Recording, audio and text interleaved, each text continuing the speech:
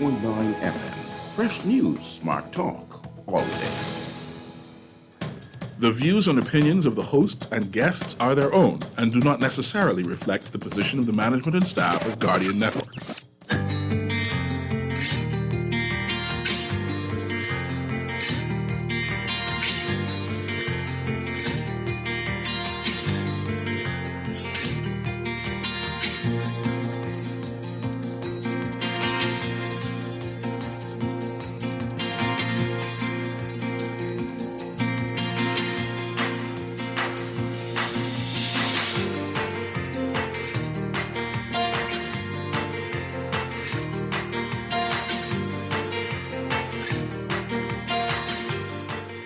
Good morning. COVID cases surpassed 10,000 in the Bahamas. Nearly 200 more cases confirmed over the weekend. The vaccine now open to anyone over 18. As the Prime Minister says, privileges for the vaccinated will be expanded. It's all straight ahead this morning. I'm Dwight Strachan, and this is Morning Blend. Wake up, it's a new day. Wake up, it's a new day. It's the start of a new way. You know that it's here. It's the start of the end of the old way. Revolution. Wake up, it's a new day. Wake up, it's a new day.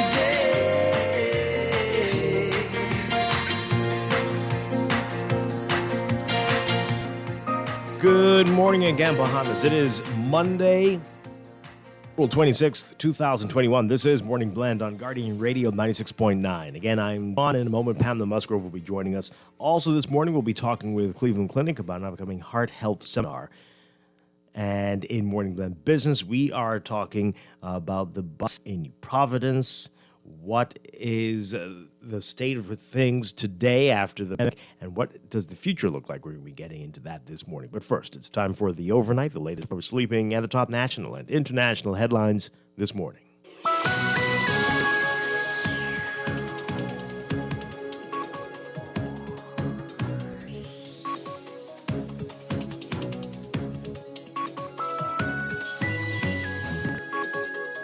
In the overnight, the Bahamas hit another grim milestone over the weekend as it surpassed 10,000 cases 19. Between Friday and Saturday, health officials reported 189 cases, 74 on Friday and 15 on Saturday. Since March 2020, the Bahamas has recorded 10,165 cases. Of the 115 cases reported on Saturday, 29 were newly confirmed cases and 86 were listed as cases not previously reported. Regarding the 86 cases, the Ministry of Health saying that due to continuous data cleansing of the COVID-19 database and collaborations with reporting laboratories, 86 additional confirmed cases were added to the total number of cases, 32 on New Providence and 54 in Grand Bahama. With those cases, the Ministry of Health said that 32 of the New Providence cases were originally tested between January and mid-April of this year, and 54 were originally tested between September and December of last year.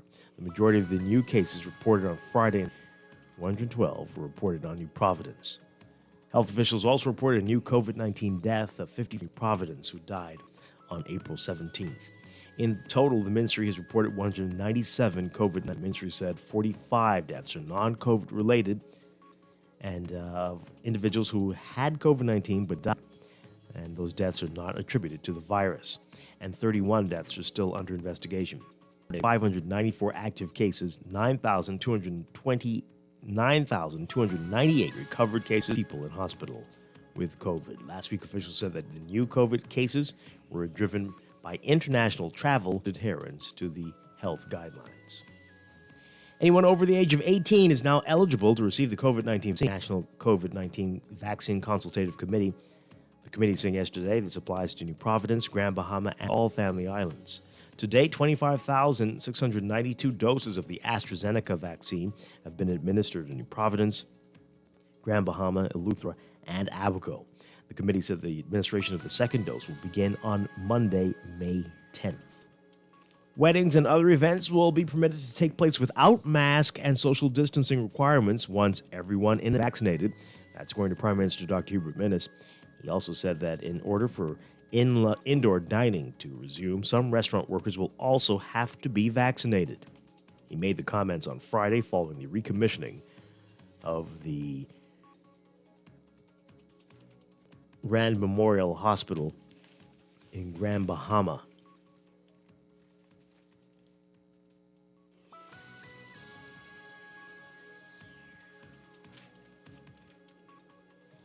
And in other news, F&M Chairman Carl Culmer says that the party declined from participating in a series of national political debates organized by the University of the Bahamas and Verizon Media Group. This because the event does not meet international standards. Overseas, short supply, families are left on their own to ferry people sick with COVID-19 from hospital to hospital in search of treatment is engulfed in a devastating surge of infections. On social media and in television footage, desperate relatives plead for oxygen outside hospitals or weep in the street for loved ones who died waiting treatment. One woman mourned the death of her younger brother, aged 50. He was turned away by 2 hospitals and died waiting to be seen at a third, gasping after his oxygen tank ran out and no replacements were to be had. For the 4th straight day, India Sunday set a global daily record of new coronavirus infections spurred by an insidious new variant that emerged there. The surge has undermined the government's premature claims of victory over the pandemic. The 349,600 India's total to more than 16.9 million, behind only the United States. The health ministry reported enough deaths in the past 24 hours, pushing India's fatalities to 192,311. The death toll could be included, and many COVID-19 deaths are being attributed to underlying conditions.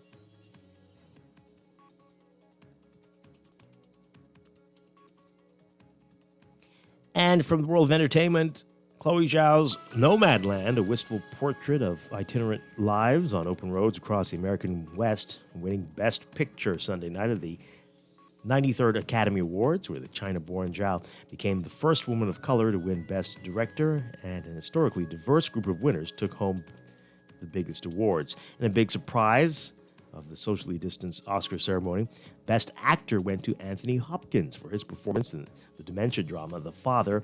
The award had been widely expected to go to Chadwick Boseman for his final performance in Ma Rainey's Black Bottom. Hours later, Hopkins made a belated victory speech from his Welsh homeland and paid tribute to Boseman, whom he said was taken from us far too early.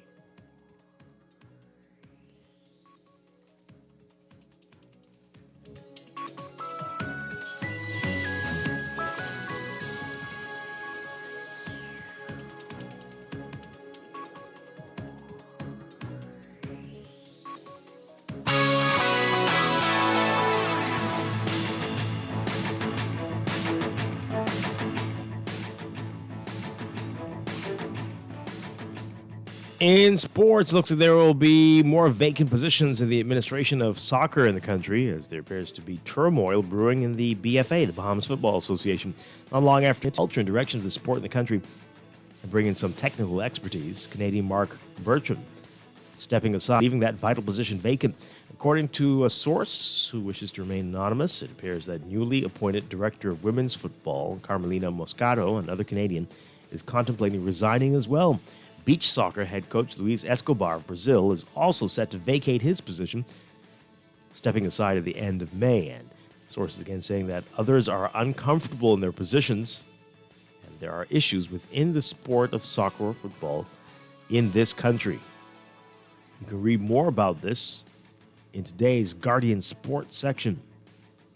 From Miller Rebo, setting a world-leading time of 49.08 seconds in the women's 400 meters, her 4th fastest time ever, 2021 season opener at the USATF Grand Prix Continental Tour Gold meeting on Saturday in Oregon. Hanging people unnoticed that she is in top shape, just a few months ahead of the Tokyo Olympics, slated for this summer. Miller Rebo now has the fastest time in that event at the historic Hayward Field that has been around for over 100 years. She broke American Sanya Richards Ross's almost 9-year stadium record of 49.29 seconds After the race, Miliwibo said she's been working on her strength. Read more about this and more in today's Guardian Sports section.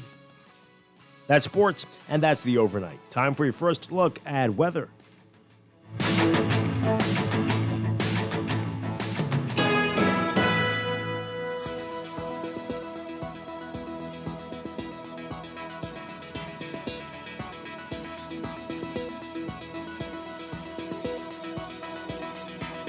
In your weather for today, we've got a weak cold front near into the northwest Bahamas today, with some unsettled weather preceding it and high pressure building behind it.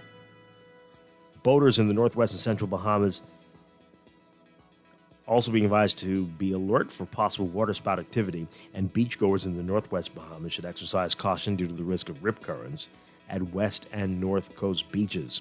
For today, for the northwestern islands, your forecast calls for variably cloudy and warm conditions with a few scattered showers and the chance of isolated thunderstorms. Mostly fair and breezy with a chance of a few stray showers tonight. A small craft caution will come into effect this afternoon after the frontal passage. Boaters should also be alert for gusty winds and higher seas in or near heavy showers or thunderstorms.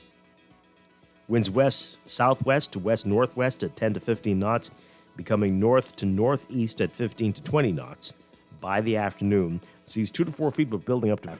For the central and southeast Bahamas, partly to mostly sunny and very warm today with a chance of a few passing showers or an isolated thunderstorm, mainly near the frontal boundary. Mostly fair and mild tonight. Winds easterly at 10 knots or less, falling light and variable at times, becoming northeasterly at 10 to 15 knots later this afternoon after the frontal passage. Seas 3 feet or less but building to 2 to 4 feet after the frontal passage later this afternoon. It's about 76 degrees right now in Nassau. Look for highs getting up to around 82 Fahrenheit, 28 Celsius. Overnight lows tonight getting down to about 72 Fahrenheit, 22 Celsius. That's your first look at weather this morning. We'll have your extended outlook coming up after traffic in just a bit.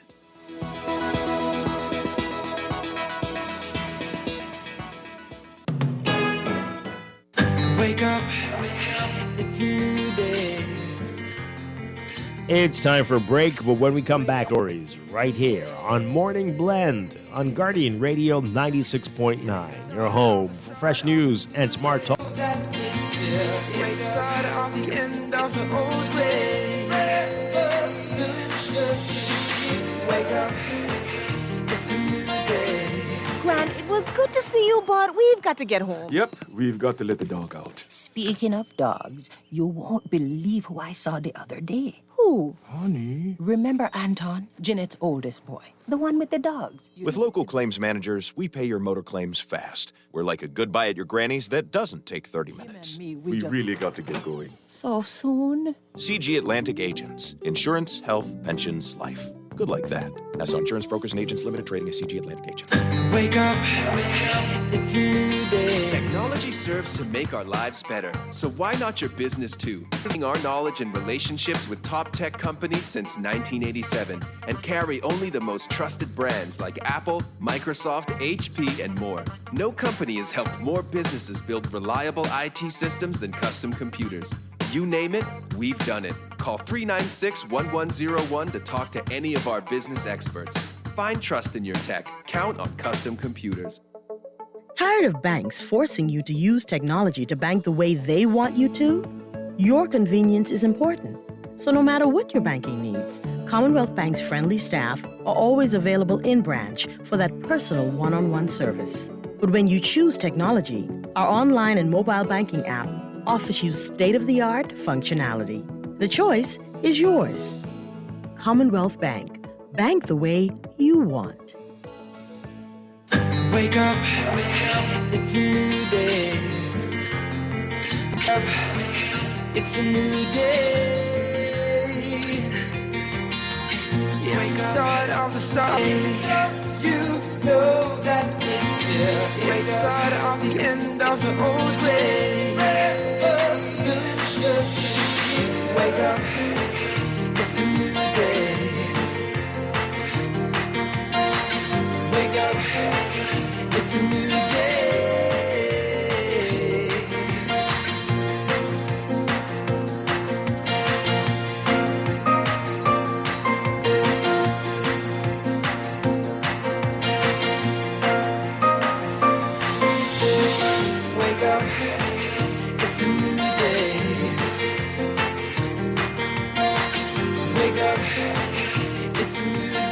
Welcome back to Morning Blend here on Guardian Radio 96.9. We are streaming live on GuardianTalkRadio.com and on the Guardian Radio app for smart devices. We're also on your televisions on Cable Bahamas Channel 969 and BTC Flow Channel 612. Once again, I'm Dwight Strachan. In a moment, Pamela Musgrove will be joining us. You can join the conversation as well on Twitter at MorningBlend969 or Facebook.com/MorningBlend969. Email us morningblend@nasgar.com, or you can text Guardian Radio text line powered by BTC 422-GR96, 422-4796. Standard text rates apply. Coming up this morning, we've got more weather, traffic, and in our 7 o'clock hour, we're going to be talking with Cleveland Clinic. They've got a special seminar coming up on heart issues. You don't want to miss that. We're going to get some details about that this morning. Then later in Morning Blend Business, in our 9 o'clock hour, we are talking about the bus system in New Providence, a special trial that went underway in Eastern New Providence, what came out of that, what's coming out of that, and just in general how things are since the pandemic and what the future looks like for this sector. That's coming up. But right now, let's begin with what else is in the news.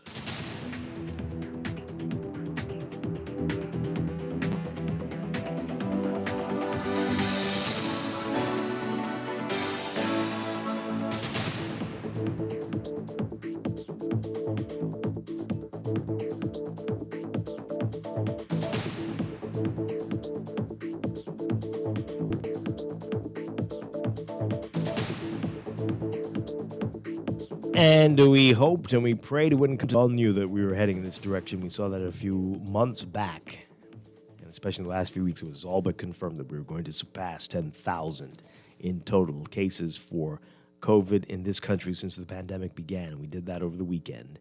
200 at least, now 200 cases confirmed over the weekend alone.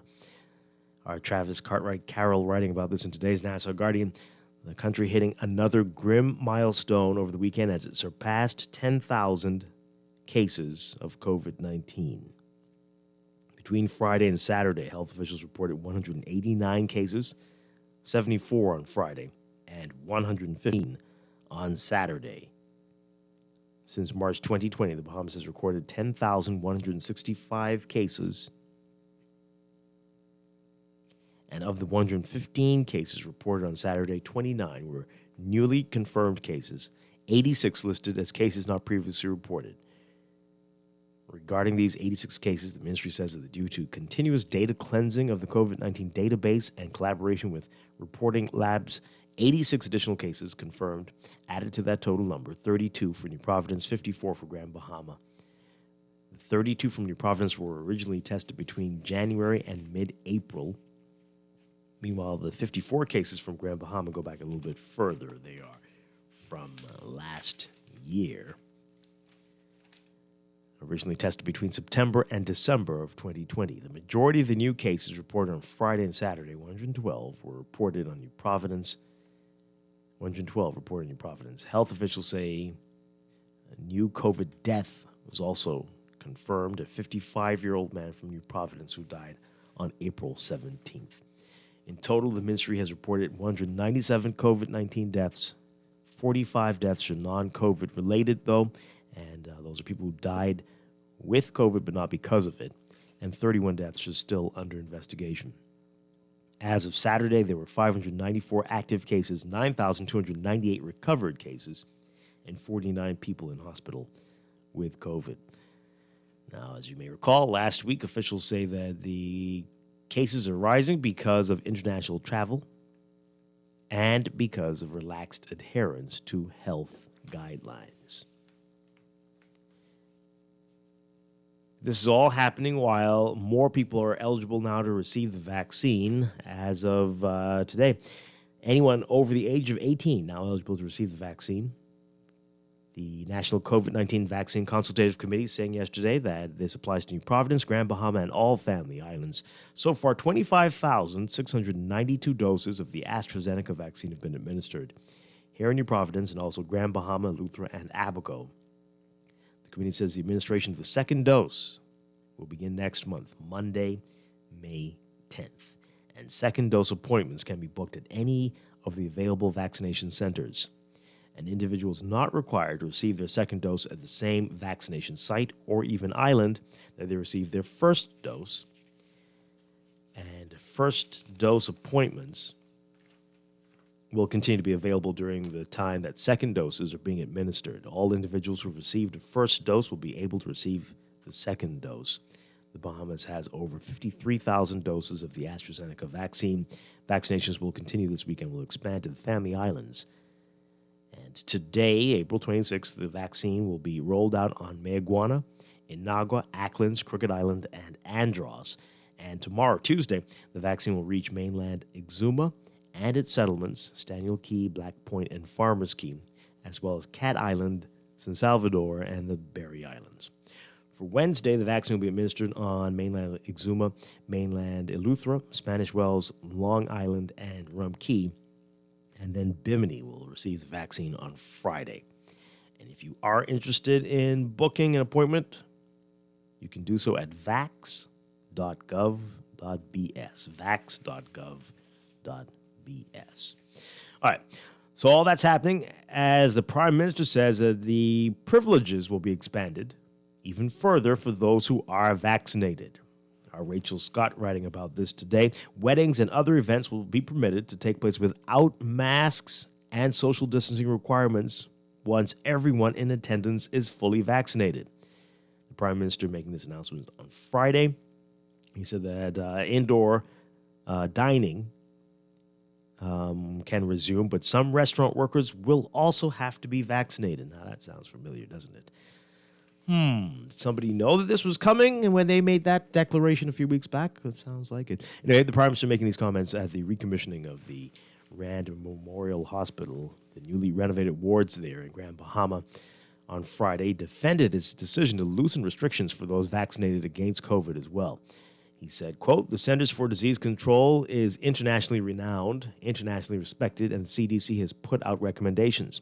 The recommendation is individuals who are fully vaccinated and 2 weeks beyond the last dose. Those individuals can travel throughout, especially the U.S., without requiring any form of testing. Each country would have its own protocols. They also recommend that once individuals are fully vaccinated, then those individuals can participate in restaurants in an enclosed environment. And obviously you can extend that to weddings and other events once individuals are fully vaccinated. It also means that the waiters, waitresses, etc., they too must be fully vaccinated.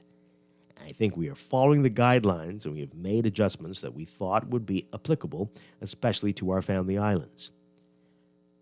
Rather than waiting the 2 weeks beyond the vaccination, we think that after vaccination, you can move to the family islands quite freely without requiring the testing. And that is based on the level of the antibodies after the first injection and the level after the second injection. Despite all this, though, the Prime Minister says that vaccinations are not mandatory. I mean, okay. Well, you did just say something about restaurants. Anyway, okay, vaccinations are not mandatory. He said, quote, "The government's position is firm. We have not made it mandatory for individuals to receive vaccinations. That's our position." For months now, those traveling to the Bahamas from other countries have been required to test negative for COVID-19 by way of an RT-PCR test within 5 days before entering the country. In the House Assembly on Wednesday, Minister announced that fully vaccinated people traveling both domestically and internationally will be exempted from testing requirements that have been in place for months. Now, while the Prime Minister has cited the CDC guidelines for travel for fully vaccinated people, the CDC has also noted that it is not clear whether fully vaccinated people can still transmit COVID-19 to others. The CDC's website states, quote, "Although COVID-19 vaccines are effective at keeping you from getting sick, scientists are still learning how well vaccines prevent you from spreading the virus that causes COVID-19 to others, even if you do not have symptoms. Early data show the vaccines do help people with no symptoms from spreading COVID-19, but we're learning more as more people get vaccinated." And the CDC still requires people entering the United States from abroad to be tested for COVID-19. And yeah, that didn't change. And there's nothing the Prime Minister can do about that. But at least it's not an RT-PCR test. It's just the rapid antigen test at the moment, which isn't as costly here in the Bahamas. Now, Barbados, which recently updated its travel protocol, still requires fully vaccinated travelers to test negative for COVID-19 by way of an RT-PCR test before arrival in the country, undergo another PCR test upon arrival, and quarantine until the test results are provided. It's a lot going on in Barbados there.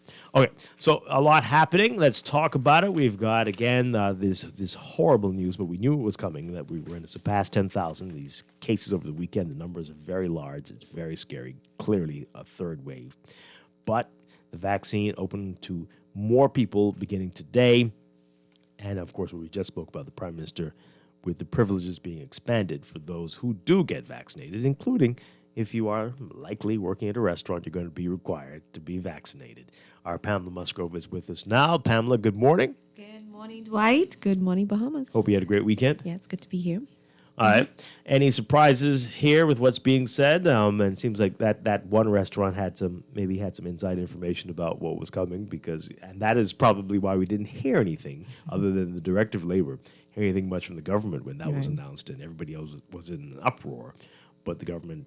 Yeah, I remember, I think around about this time or maybe later last year, when the Prime Minister talked about heart and soul of people letting, Bahamian workers go. And after that comment was made, it was a silence as the mouse. No questions about that then, eh? The challenge I have with that is that it's not as if we have a great supply of vaccines. It is said that in order to get herd immunity, you would need about 80% of your population vaccinated. If you have a population of about 400,000, that is about 320,000 persons need to be vaccinated. Wow. So we should see a plan where we can see at least about 1 million doses of the vaccine headed to the country. Right now, we only have 53,600. Mm-hmm. Half of that is about 26,000. About 25,692 doses. So what is the strategy? Mm-hmm. Are you just going to use up the full 53,000 to vaccinate persons? Notwithstanding their challenges that countries around the world are having in terms of getting vaccines into the country, are you going to stop at the half mark to ensure that at minimum those persons who got their first shot or dose will get the second one? So, what is the strategy? And if that's the case, if it's half of the 53, I think we're doing well at this point, with 25,000+ persons being vaccinated. So I think there needs to be a clear understanding of the strategy. I read an article where Bill Gates is saying that we're not going to be done with this until the end of next year. And then let's give it a couple more months, probably into 2023, before we go back to normal. And that's because the big countries or the more wealthier countries are focused on getting their people vaccinated. Yeah. And then they will be able to ship vaccines to the less developed or the poor countries, like the Bahamas. Right. So, I don't understand that strategy. And as it relates to the restaurants, right? The Prime Minister said that fully vaccinated persons will be able to attend wedding receptions indoors. So will patrons be mandated to as well be vaccinated before they go indoors to the restaurant? So I think if you do a strategy, a policy like that, but patrons and employees must be vaccinated. Mm-hmm. But if you're just mandating that your employees be vaccinated and not your patrons, I think that's an unfair policy, and I don't think it's right. Yeah.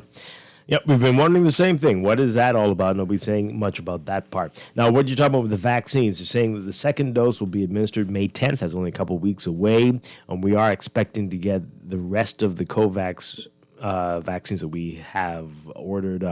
They say this month coming, May. That's what I'm right? saying. Should we wait until it get in country before we start? Will we go over the amount that we have? Yeah. And just focus on the second doses so that we make sure that at least at minimum everybody that got their vaccine, that got everybody that was vaccinated with the first dose will have a supply. Well, they seem confident, but we will see. We will see. Okay, let's talk about it. And even in that case, we only from COVAX it was 100 and something thousand. Right, not many. Yeah.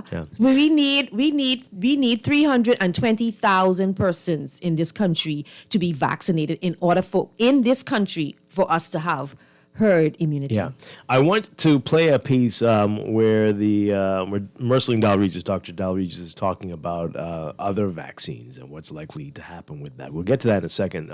But reading more about what's happening in other countries over the weekend, the United States, did you hear about that? There are a number of states where the demand is drying up, where people aren't coming out anymore, and they have to they're turning in their vaccines to the federal government or stopping the orders for new vaccines because people aren't showing up anymore. They told everybody, come on down if you're ready, but it's not happening. There are two ways to get herd immunity. The vaccine or it spreads. Right. So oh boy. There are two ways to get, and like I mentioned, they're saying that, the challenge is bigger countries are trying to get their own vaccinated first before. You see what the United States did. They gave some AstraZeneca to Canada and Mexico. AstraZeneca is not approved in the United States, but they didn't give away any of those Pfizer or Moderna vaccines. So that's something. They gave the ones that wasn't approved in the United States to Mexico and Canada. Boy, oh boy. Take a listen. We'll get to the calls in just a bit and your text messages, but take a listen to this report from our Giorgio Bain on what Dr. Dalregis is saying.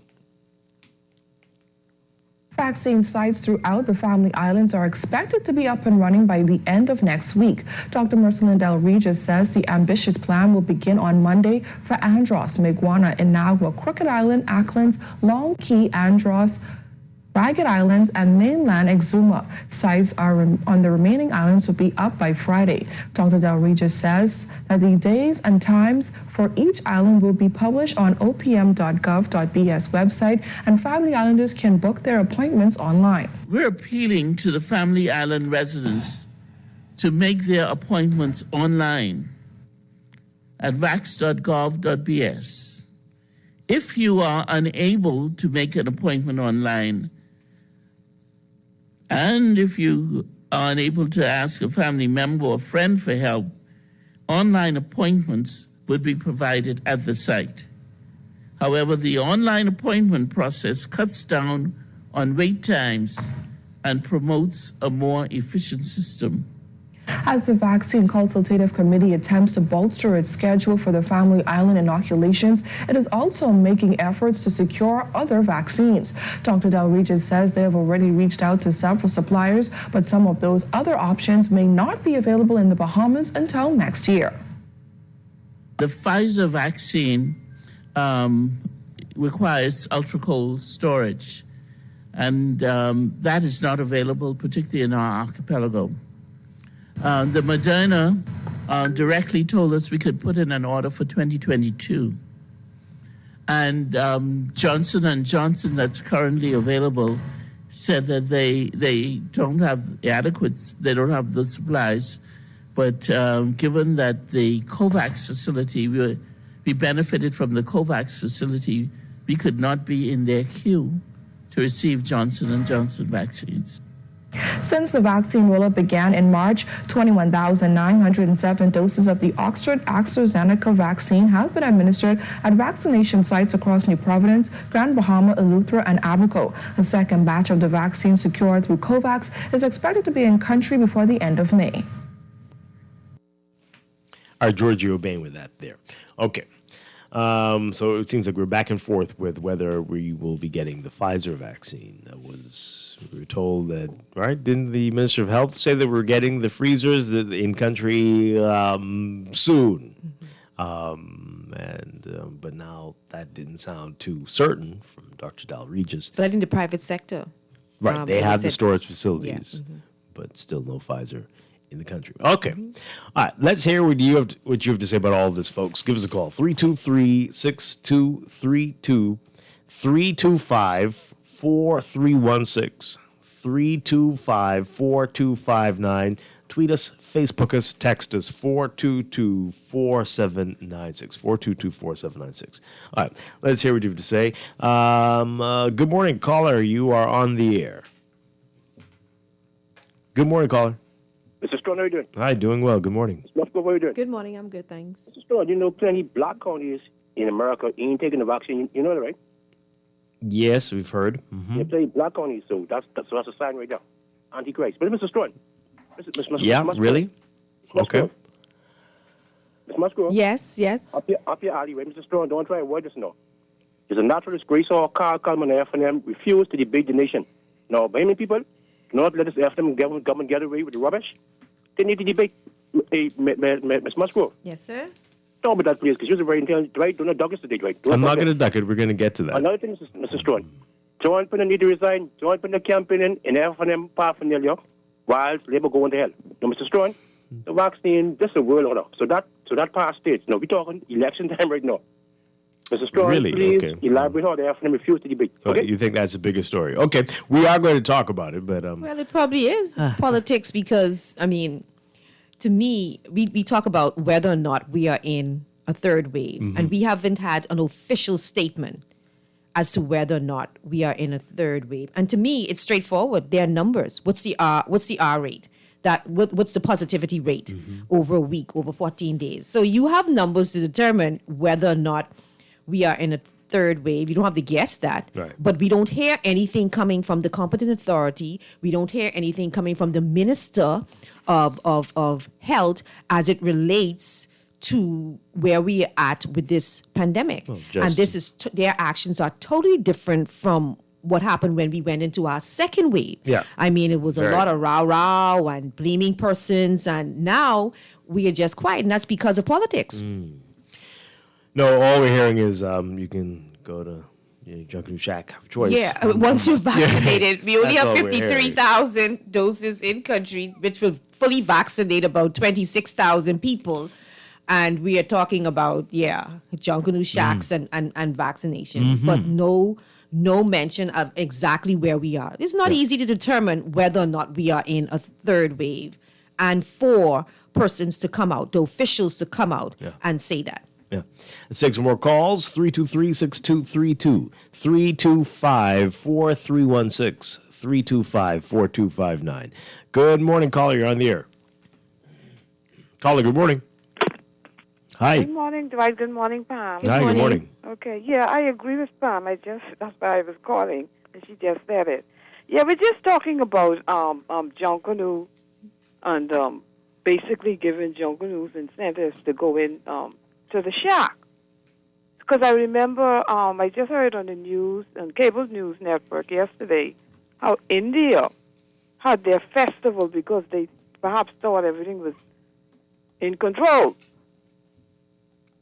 And there's a great spike in India. So I don't know.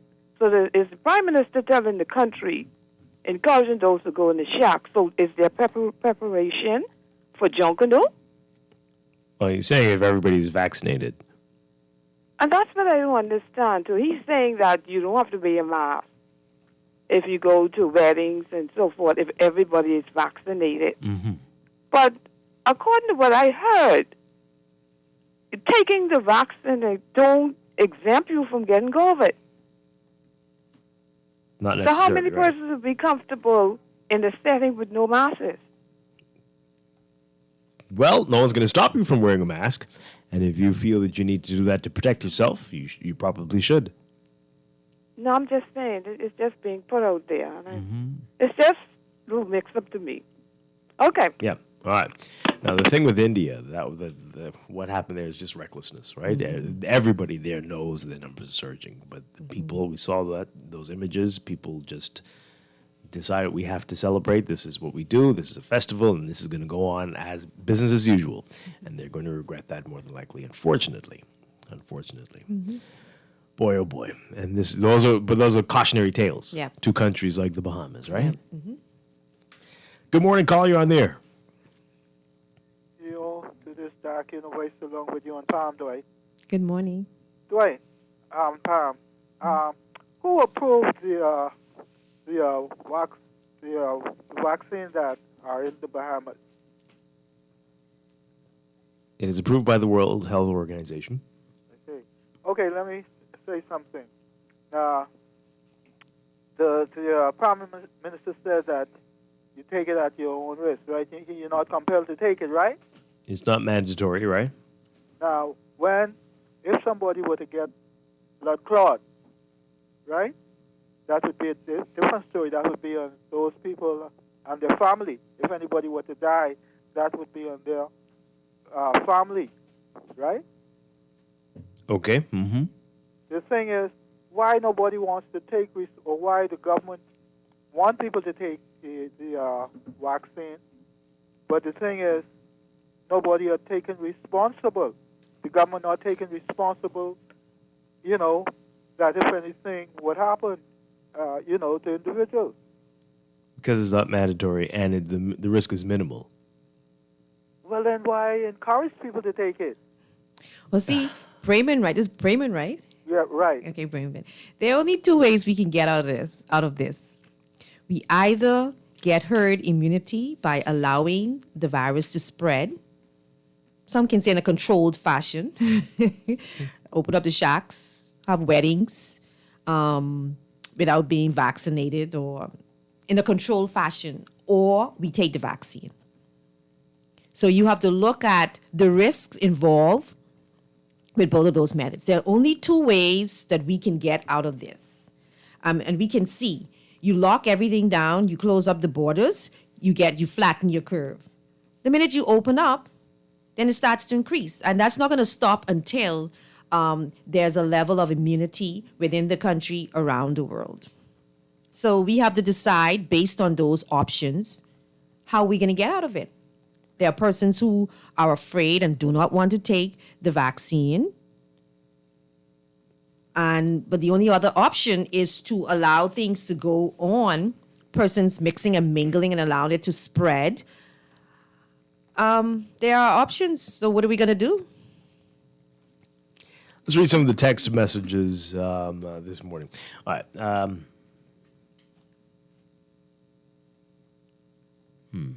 This one here. It's about the debates. We'll get to that a little later. This one says here, you don't have to worry about getting any more vaccines anytime soon, as countries are now holding on to what they have. The competent authority had better ensure that they keep the second shot out of what they have for those that already took the shot. Well, see, I think that is a part of a strategy. Unless you are absolutely certain that you're going to get that next dose, I think there should be a cutoff, at least until it gets in country. Mm-hmm. And then you start up again. Yeah. This one says the government should bring vaccinations for Nassau to Grand Bahama to the people. Example, neighborhoods, constituencies, etc. Definitely keep online registration, but also have the option to walk in as well. I mean, why can't people go to the vaccination sites? What difference? Yeah, this would help improve the vaccination count. I mean, do we have access other than COVAX? Like, the United States is our friend. Can we just, go through the embassy to try to get some, it's only 400,000 of us. Oh, okay. So we're small. And then we are right in their back door. And we have what's it called at the airport? It can't escape me. Pre-clearance. Mm-hmm. We have pre-clearance. We are one of very few countries in the world that have pre-clearance. So can we put a case to them to give us, just send some? They wouldn't even miss it. Give it a few weeks. If the demand continues to be so low as people are saying it is right now in the States, then they'll have to do something with those vaccinations, right? So might as well send them to your neighbors. Let's make a case for them to help us out. Donate before they expire. Export only vaccinations. No, don't put that. Oh, okay. No, sorry. Don't put export only on the vaccines. Oh dear. Oh, boy. Anyway, another one here. Dwight and Pamela, why are daily updated COVID-19 reports so hard to find online these days? Additionally, the April 24th report shows 29 new cases, but also added another 86 new cases not previously reported. What is this? And are these new variances not detected previously, or was this a way of not reflecting those additional cases daily and causing public panic? Imagine the effect that 86 new cases would have on the daily average over the past week. Yeah, it is getting a little harder for some reason, but I think it's on the Ministry of Health dashboard, their Facebook page. But the recent dashboard design has been a little unusual as well. It's not easy to understand what's going on. Well, see, that's the problem. You have to have confidence in the numbers and the confidence in reporting the numbers. Yeah. And if you make a change in how you report, then that warrant a press conference where you're explaining so people can compare what happened in the past to what's happening now. Yep. But the confidence is not there in terms of how they're reporting the numbers. Yep, definitely. The constant changes is not breeding confidence. Let's take this call, and then we've got to take a break. Good morning, caller. You're on the air. Yeah, morning, Dwight. Hi. How y'all doing, man? Doing well. Yeah, well, we just got to go through this sector instructions by the government. I know at first we had the same situation, people complaining about the lockdown and all that, and now we're in a stage where now we're open up. So, we just got to, we have to live with this thing, and we have to follow the procedures. Just for some people are just hard-headed, give them instructions, you let them know how serious the matter is, and then they come down on you, and why are you locking down? Now we have the point where we're starting to open up, and people are complaining. I don't know, sometimes people just don't know how to listen, I don't think it's that people are hard-headed and are complaining. Just like People Dwight. just are trying to understand Right. what is going on. And I think it's the onus is on the government to help people to understand what is going on. But darling, there's so much information out there. I don't understand how you rely on government. There's so much information. Well, on this. there's When this information- COVID died, my dear, I don't understand it. This thing being from last year, it's just like you and the Dwight telling your CEO, listen, this is what we need to do for the Guardian down the line. He don't listen, and guess what? All hell break loose. They can come running to you after it's too late. Just that people just don't know how to listen. Even companies, when you let your administrative know, hey, there's a problem down the line, so this is what we need to do. But no, they don't listen. And now when the thing hits the fan, then it's all kind of carrying on. We just learned to listen and discipline ourselves, man. That's all I have to say this morning. Thanks. Okay. All right. Thank you very much. All right. We're going to take a break. When we come back, we're going to talk about heart health and what you need to know, a special seminar coming up. And then later, we're going to pick up on this debate series and what this means with the F&M saying they're not going to participate in that. Oh, boy. Yeah, we're going to get to that after the break. This is Morning Blend on Guardian Radio 96.9. Stay with us. Wake up, it's a new day. Wake up, it's a new day. Is your heart failing you? Find out. Join Cleveland Clinic, Florida and Doctors Hospital on Tuesday, April the 27th at 6 p.m. for a free webinar on all things heart. Hear from leading experts on cardiovascular disease, Dr. Alejandro Mezclas of Doctors Hospital and Dr. Howard Bush of Cleveland Clinic, Florida. Don't let your heart miss this beat. Visit us online at events.dpa-media.com or call 394-0677. The best place to get a new iPhone is at PTC. Make the iPhone 12 mini yours for just $199. That's big savings to go with our sweet postpaid value of unlimited local calls, international minutes, roaming data and minutes, plus all the data you need. Stream, share, and stay connected on the best LTE network when you switch to PTC. Visit a store to sign up today and get the iPhone 12 mini for just $199. Conditions apply. This is Guardian Radio 96.9 FM, Nassau, Bahamas.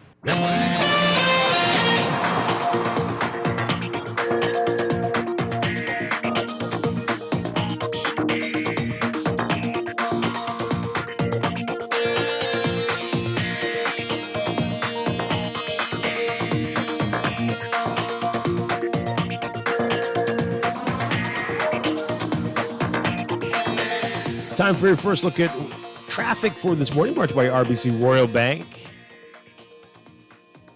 And at this hour in your real-time traffic, we've got some around Butler Highway heavy traffic. The closer you get to Tonic Williams Darling Highway, so that's in the northbound lanes. Over on Gladstone Road, also building traffic the closer you get to JFK Drive. Elsewhere, we've got Blue Hill Road. The traffic is building north of Soldier Road in the northbound lanes heading towards Independence Drive. And we're seeing some congestion at the junction with Carmichael and Blue Hill Road this morning. That's looking pretty busy for you, the northbound lanes especially at this hour. Elsewhere, building traffic along Prince Charles Drive, especially Prince Charles and Fox Hill Road. Fox Hill Road busy northbound heading towards that intersection. And then Prince Charles and Beatrice Avenue, and further up Robinson and Old Trail at this hour. Elsewhere, not looking so bad, but that's your first look. We'll have another real-time report for you just after the 8 o'clock news. That's your Morning Blend Traffic Alert brought to you by RBC Royal Bank.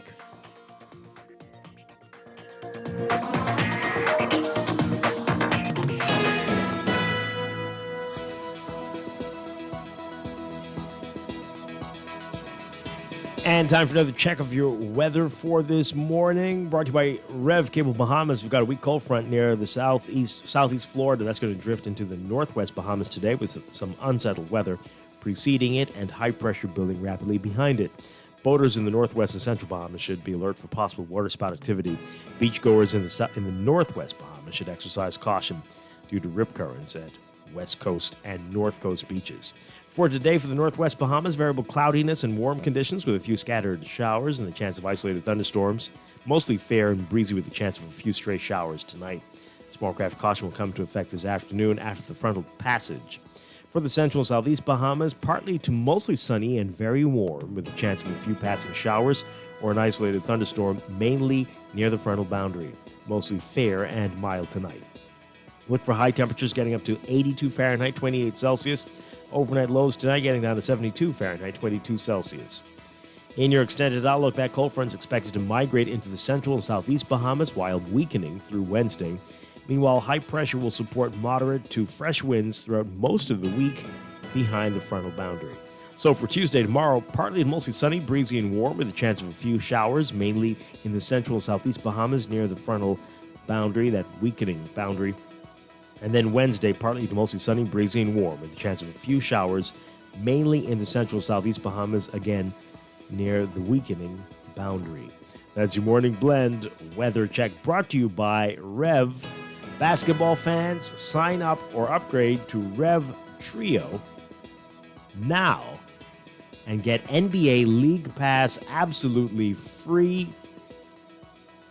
You got to call 601-8992 or email trio@cablebahamas.com to sign up. Rev, you and us together.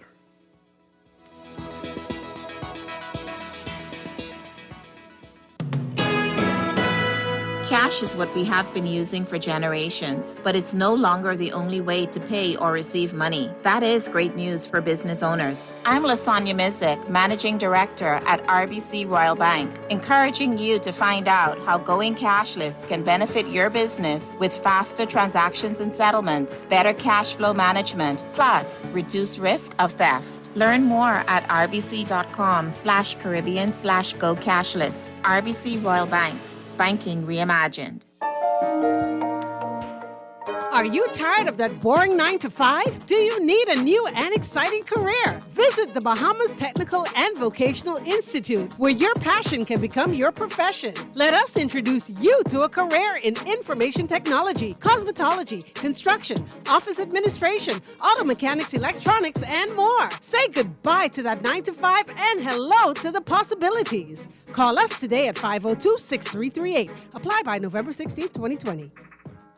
The Department of Environmental Health Services and the Ministry of Environment is proud to present the Enviro Bahamas app, an app designed to cut down on the wait time of non-collection, swift removal of hazardous items, old furniture, appliances, and the eyesore of community pileup. Skip the call-in hotlines. Get straight to the source. Search Enviro Bahamas in the Google Play Store.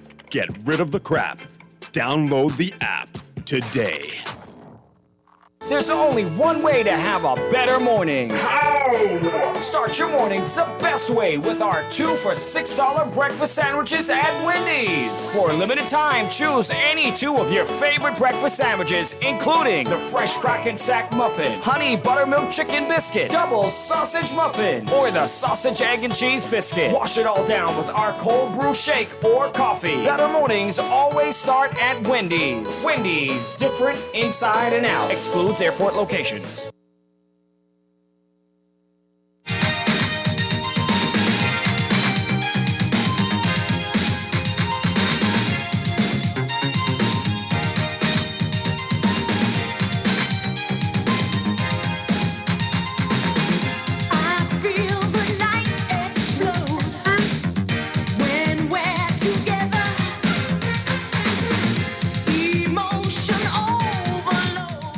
And we are back here with Morning Blend on Guardian Radio 96.9. Dwight Strong along with Pamela Musgrove on this Monday morning.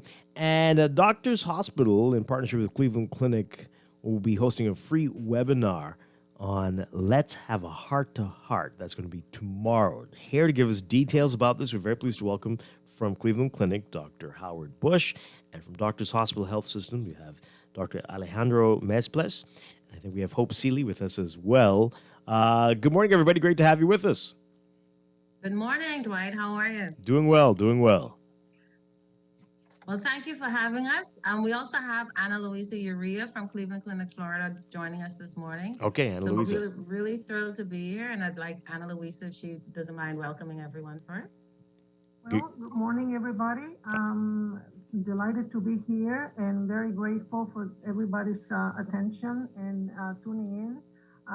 We have from Cleveland Clinic, Florida, Dr. Howard Bush from our cardiology department. He's online waiting for questions from the Bahamians. All right, Dr. Bush, good morning. Great to have you with us. Good morning. Good morning to everybody. Thank you for the opportunity.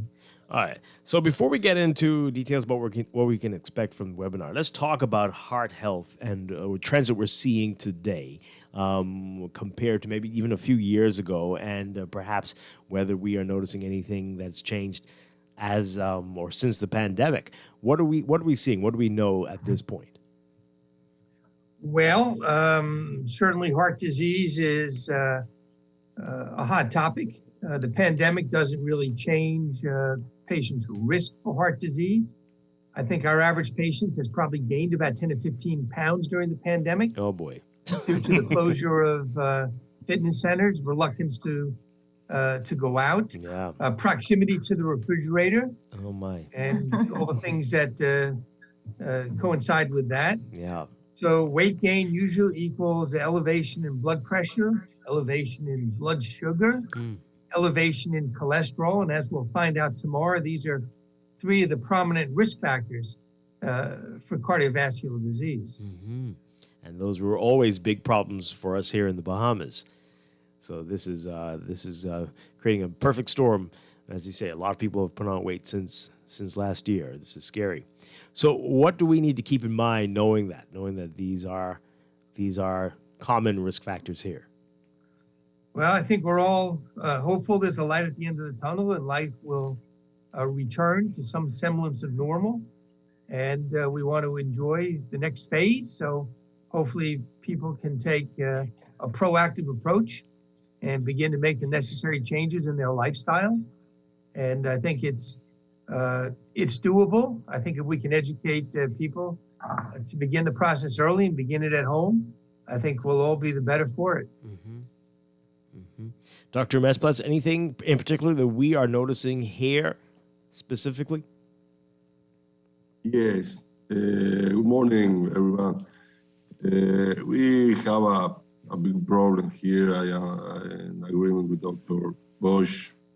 And Dr. Hospital have the technology and the team, the medical team, to work with these patients early, because the early diagnosis and treatment is very important to prevent this ventricular or heart dysfunction, this heart problem.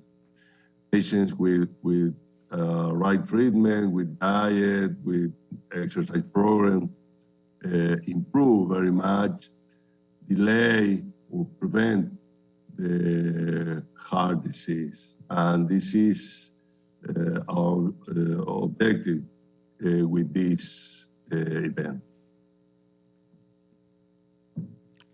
Yeah, absolutely. All right, so let's talk about this event tomorrow. Who can take part? How do we take part? What we need to know. Okay, Dwight. Well, that's where I come in. So we're really excited to have these experts who can tell us how to prevent and how to see or to detect heart disease in an early stage. Because despite COVID, heart disease continues to be the #1 killer of men and women in the Bahamas. So Bahamas, I hope you're listening in. I want you to get your pen and paper to write down this number and this web address. We need you to register because the event is tomorrow. And you can go to our website to get the Zoom link, which is events@dpa-media.com, or give us a call at 394-0677. This is free information from experts, and we're really thrilled to have Cleveland Clinic continue the lecture series in the Bahamas to give Bahamians access to a high level of research and advances in medical treatment. So Bahamas, please take advantage of this opportunity. And that's EVENTS, events@dpa-media.com. It's tomorrow at 6 p.m., so log in, please. Yeah. What's been the response to these type of events? I know we talk to you often about this, but are people looking for information? Are they eager to hear these discussions? Well, I remember when we first came to your station for the first event back in October 2019, and we had standing room only crowds to that event. So yes, people are interested. And our last event was in January, and we had over 400 registrants, and it was really interesting. That was on health and wellness as well. And Bahamians are interested, especially with advice from such leading experts who are able to look at us on the inside out. You know, we look at the outside and we work out and we lose a few pounds and we feel good, but we have no clue what's going on the inside. Wow. And so to have experts come and offer us this advice that we'd have to pay big bucks for, we're really, really, that's what really makes us feel good about Cleveland Clinic being willing to partner with local medical experts to offer this advice. And Doctors Hospital has been doing this for quite a while as well. So we're also thrilled to have Dr. Mesbless with us from Doctors. All right, so tell us again what we can expect tomorrow night, what the formats are going to take, and will people be able to ask questions as well? Absolutely. That's the main purpose of this, to give persons access to hear the information and also to answer their questions. So you can also send in your questions at the website. We can send them ahead to the doctors so that they can be prepared to answer. So we'll have both doctors providing presentations tomorrow, and the questions and answers will be allowed at least for 20 minutes. So that's a lot of time to allow people to just ask away. And that's what we're really looking forward to, the many questions people have about their own individual cases. So that's, again, please register or just come to the website to get the link, because you won't have to really give us much information. But it's at events@dpa-media.com, or give us a call at 394-0677. And that's for tomorrow night at 6, so do not miss it, please. You can join us on your cell phones. If you're sitting in traffic on the way home, just dial in the Zoom credentials and you're with us. Very quick and very easy. Yep. And Dr. Bush, what advice would you give to people out there who have been doing, as you mentioned, have let things go a little bit, lost their way a bit, and might now be at greater risk for heart disease? What advice? It's certainly doable, and again, we're going to make it so the general public can follow. This won't be scientific. It'll be things that they can take home and use on a practical day-to-day basis. So I'm excited. I'm really excited about tomorrow evening, and thank you very much again for all the opportunities.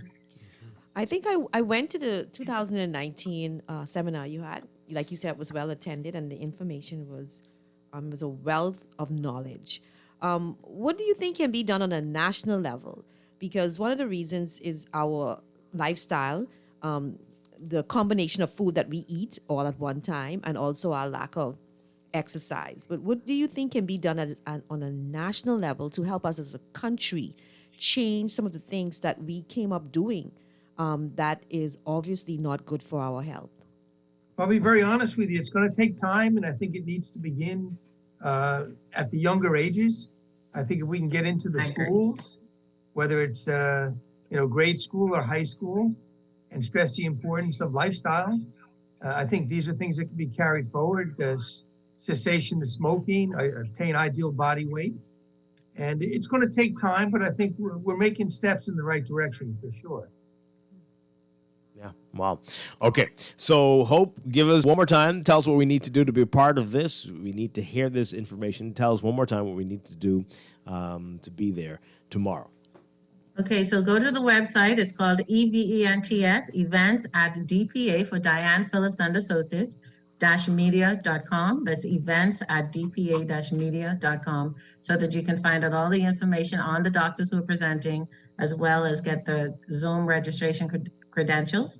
Or you can give us a call if you're having trouble with that at 394-0677. You don't want to miss this. This is free expert medical advice. It's tomorrow at 6 p.m., so please join us. And how many can you accommodate virtually? How many? Minimum 500. Oh, wow. So we're ready. Yeah. We're waiting. We're Okay. excited. All right. This sounds very good. Hope Seeley and Lisa. We have Dr. Howard Bush and Dr. Alejandro Mesples. Thank you all so much for this, and we hope people take advantage of this wonderful opportunity. And as Pam said, this wealth of knowledge that people will be able to obtain from this tomorrow night. All right. Thank you again. Thank you, Dwight. Thanks for having us again. All right, we're going to take a quick break and be back. This is Morning Blend on Guardian Radio 96.9.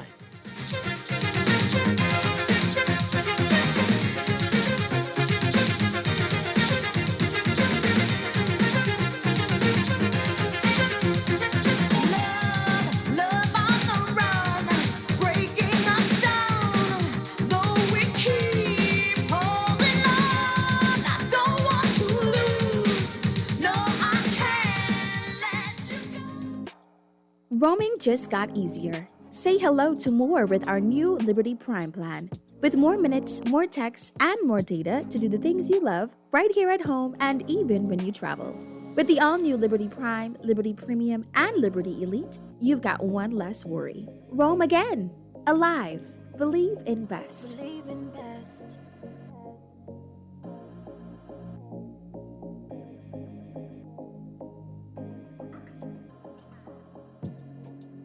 Basketball is back, baby, and so is NBA League Pass, only with Rev Trio. Sign up for Rev Trio today and enjoy NBA League Pass absolutely free, along with incredible prizes, including a brand new 50-inch smart TV, NBA gear, and more. With tons of prizes and gear, signing up for Trio is the best on and off-court move this year. Just call 601-8992 or visit www.rev.bs/promotions/trio. Sign up for Rev Trio today and enjoy NBA League Pass absolutely free. Meet Jackie. Jackie's a hard worker with a steady income, but she has a personal loan and multiple credit cards to pay off. To keep her account current, Jackie opted for a loan from Fidelity Bank to consolidate her debt into one monthly payment and earn interest on a built-in savings account. Be like Jackie. Call 356-7764 to book a complimentary financial coaching session. Fidelity also offers virtual assistance. Fidelity, we're good for you. Screws and Fasteners World, Balfour Avenue and Palm Beach Street, has those hard-to-find fasteners for you right now. You can find stainless steel regular hex, carriage bolts, galvanized bolts, threaded rods, nails, self-tap screws, sex bolts, anchor bolts, turnbuckles, masonry tools, hand tools, and weed whacker strings. Check out the rope selection and car body fasteners, too. Special orders are welcome. It's your #1 fastener store. Screws and Fasteners World, Balfour Avenue and Palm Beach Streets. Call 326-1976. This is Guardian Radio 96.9 FM, Nassau, Bahamas. Get ready to mash this party up. It's Rick and Script full non-stop. Hey! Rick and Script. Rick and Script. D-Max style. Rick and Script. Oh, yeah. Rick and Script.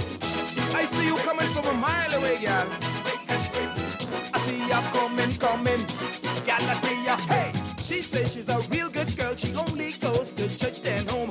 I say I'm a real good guy, like record script, I stay in my zone. She says she don't party hard. I tell her I'm a partier. She tell me she ain't no cutter, but she'll go out with me. She say that she drinks Calyx, but only 3, and then she's done. We are back here with Morning Blend on Guardian Radio 96.9. Dwight Strachan, along with Pamela Musgrove again. Got to check out that event tomorrow night with Doctors Hospital. Register for that. That's we all need to be hearing about that heart disease, big problem, big killer here in the Bahamas. All right, I want to read a few of your text messages, and after the news, we'll get into this FNM debate issue. That's in the an interesting one to discuss. But this is back to the COVID numbers and what's happening in the country. So this one here, Dwight and Pam, it seems like the medical team has stopped their press conferences. Do you know the reason for that? Well, they just had one a few days ago, but it's not as frequently as it used to be. What I thought it should have, they should have been consistent. Even if you were not having them, like how maybe you had twice a week, I think they should be at least weekly. When the numbers were really low, maybe they thought that they didn't need to have it because the numbers were so low. And it just seems it's deja vu. You know, after we had the first wave, they let their guards down. They stopped talking to us. And then the second wave is as if it caught them by surprise. And then we were in the second wave. The numbers went down. There were hardly any numbers. They didn't talk to us. And then again, it's as if they're being caught by surprise with the wave. So I think they should be consistent. If it's weekly, whether or not we have a lot of cases, they should still report. It would just be a shorter press conference. Right. This one here says, Dwight and Pamela, in a roundabout way, I believe we are being forced into getting vaccinated, just as I texted into your show on March 18th, 2021. Oh, boy. Okay. You seemed to brush it off then, but Pamela was more realistic about it. Don't always believe we are a bunch of conspiratorial people.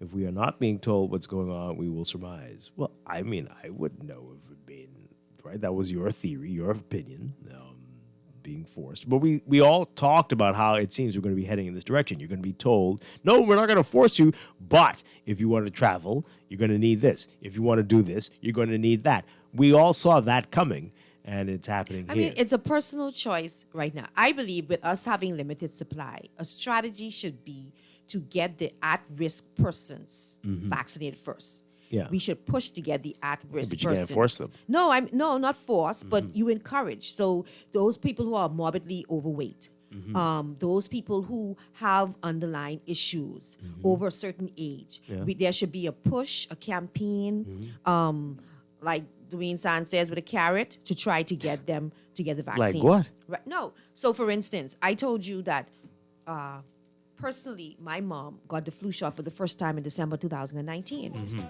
And so when they talked about the vaccine, she said, when we asked about it, she said no, she wasn't going to do it. Yeah. But she got it. Yeah. And I'll tell you the story. Tell us when after we the come break. on the other Okay, side going of to the break. news. We'll be right back. This is Guardian Radio 96.9 FM, Nassau, Bahamas.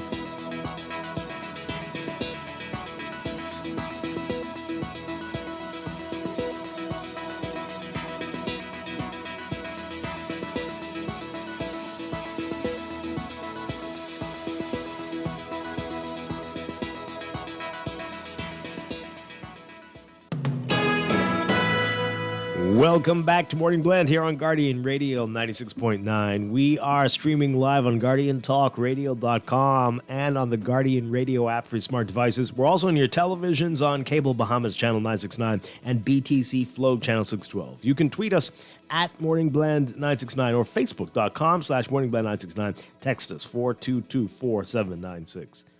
And now at 8:18, time for another check of your weather for today. Brought to you by Bahamas First Insurance. Here's what's happening. We've got a weak cold front near southeast Florida. That's going to drift into the northwest Bahamas today and bring some unsettled weather. And then high pressure is going to build behind that front. Boaters in the northwest and central Bahamas should be alert for possible waterspout activity. Beachgoers in the northwest Bahamas should exercise caution due to the risk of rip currents at west and north coast beaches. So, your forecast for today for the northwest Bahamas, variably cloudy and warm with a few scattered showers and the chance of isolated thunderstorms. Mostly fair and breezy with the chance of a few stray showers tonight. A small craft caution will come into effect this afternoon. After the frontal passage, boaters should be alert for gusty winds and higher seas in or near heavy showers or thunderstorms. For the central and southeast Bahamas today, partly to mostly sunny and very warm with the chance of a few passing showers or an isolated thunderstorm, mainly near the frontal boundary, turning fair and mild tonight. It's about 80 degrees under partly cloudy skies today. We're looking at highs getting up to only about the mid-80s today. Overnight lows tonight getting down to about 72 Fahrenheit, 22 Celsius. In your extended outlook, that cold front is expected to migrate into the central and southeast Bahamas while weakening through Wednesday. And then high pressure will support moderate to fresh winds throughout most of the week behind that frontal boundary. So for tomorrow, Tuesday, look for partly to mostly sunny, breezy, and warm conditions with a chance of a few showers, mainly in the central and southeast Bahamas near the weakening frontal boundary. Pretty much the same for Wednesday as well. That's your morning blend weather check brought to you by Bahamas First Insurance. What's first for you comes first for us.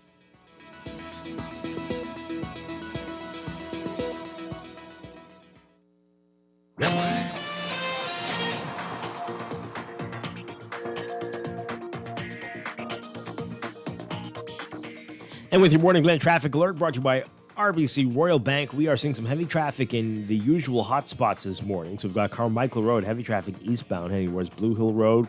Blue Hill Road is going to be very busy for you just north of Soldier Road, getting over that hill, heading towards Independence Drive. Independence Drive also busy this morning, especially eastbound, heading towards East Street and the roundabout with East-West Highway. Elsewhere, Smile Butler Highway, northbound, as usual, heavy traffic just north of Fire Trail, heading towards Tawny Williams Darling Highway. Gladstone Road looking a little bit better for you, northbound lanes this morning. Eastern Road, westbound, heavy traffic, just east of Fox Hill, heading west, almost up all the way to Montague. Prince Charles Drive, heavy traffic at pockets, mainly the intersections, major intersections there, and Bernard Road, we've got a couple of schools in that area. Heavy traffic there, westbound mainly. Soldier Road, Wolf Road, Bernard Road, and Village Road, that area is congested as well. And we've got some building traffic along Marathon Road and pockets along Wolf Road. Those are your hot spots this morning, along with West Bay Street eastbound as you approach Saunders Beach and Arawak Key. Keep that in mind as you're out on the streets this morning. Good luck to you. That's your real-time traffic in your morning Blend Traffic Alert brought to you by RBC Royal Bank.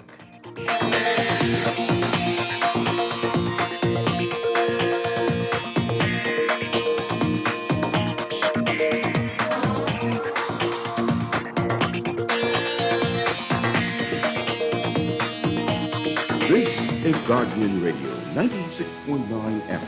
Fresh news, smart talk, all day.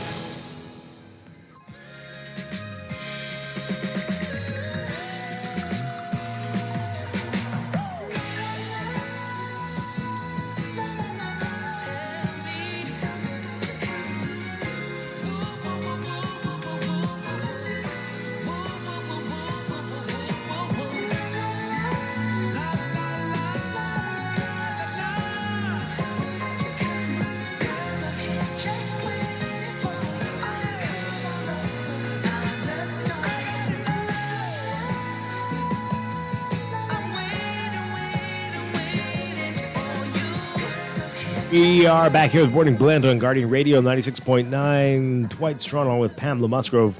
In a few minutes, we'll talk about the F&M pulling out. It doesn't even sound like they even tried to get into these the debate series that we talked about on the show last week, UB organizing it. That's coming up. But I just want to read a few more of your messages from our discussion earlier about COVID and the numbers here in the country and vaccinations and the privileges, the perks that are apparently being expanded for people who do get both doses of the vaccine.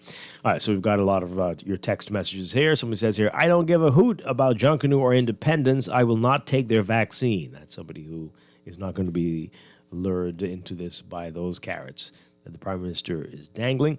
Okay, what about indoor dining and attending weddings and funerals, though? Is that not going to sway you either? Well, okay. Another one says here, can you tell us what's in the vaccines? Does it have COVID-19 or not?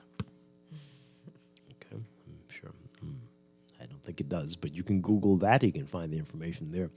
This other one says that there are many private facilities and physicians with contacts around the world that can get more vaccines, but our government's just not using them effectively. I think they should, if that's the case, because we need to get, we need at minimum 1 million doses of that vaccine in this country, or have a schedule when we will get up to that point. Because with only 53,000 and the others maybe next month, that's it's definitely not a game changer. By the time as we get everybody vaccinated, they will probably have several other variants that we found within the country. So really more needs to be done to get more of the vaccine in country. Right. Someone says here, we have about 400,000 people, but do you guys know how many of that number are eligible to take a shot? This way we can determine the percentage of people that have received the shot. Okay. This one says, this is all about controlling the narrative so as not to scare the tourists away. The saving lives narrative is no longer relevant, apparently. It's all about the tourists. Tourism first. Suck my teeth. Okay. I guess they're saying it sounds good to say these things. This one says here, the U.S. has an opportunity to show its friendship with Caribbean countries by supplying us with vaccines. I'm sure they do not want us to ask China. The U.S. is like a girlfriend who leaves you, but doesn't want you to date anyone else.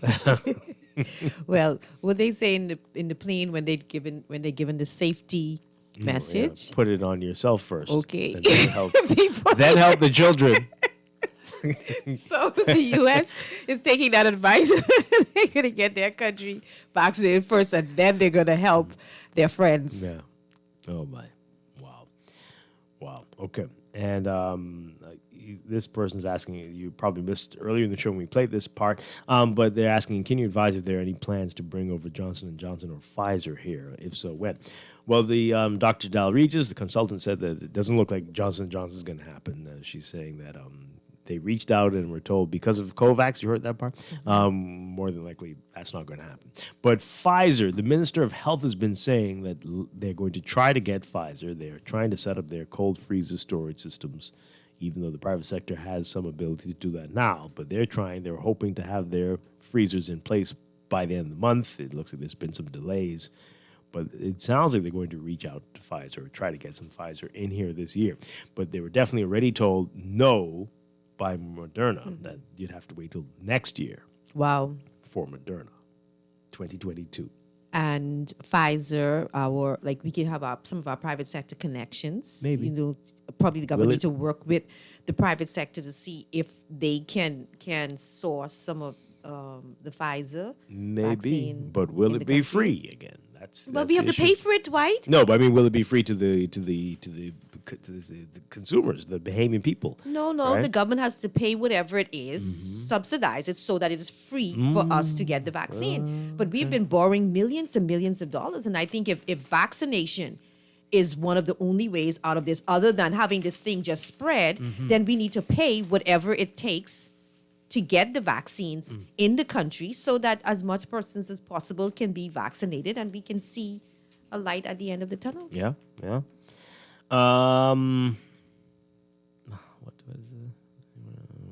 What was there any? This is a text. Was there any word from China recently about COVID? What does that mean? What do you mean by that? Okay. And this one says, why would private facilities spend money to bring in vaccines and have them expire, judging by the number of people who are refusing to take them? That's another issue there. That's an interesting point, right? But who knows? With talk like what we're hearing from the Prime Minister and other companies, more people saying it's going to be mandatory, more people are going to have to take this whether they want it or not. Well, the argument that we use is, like I said, my mom, the day before we arranged it for her, she wanted to pull back. She called and said she didn't think she wanted to do it because of fear, and we just told her that, we don't have all the answers.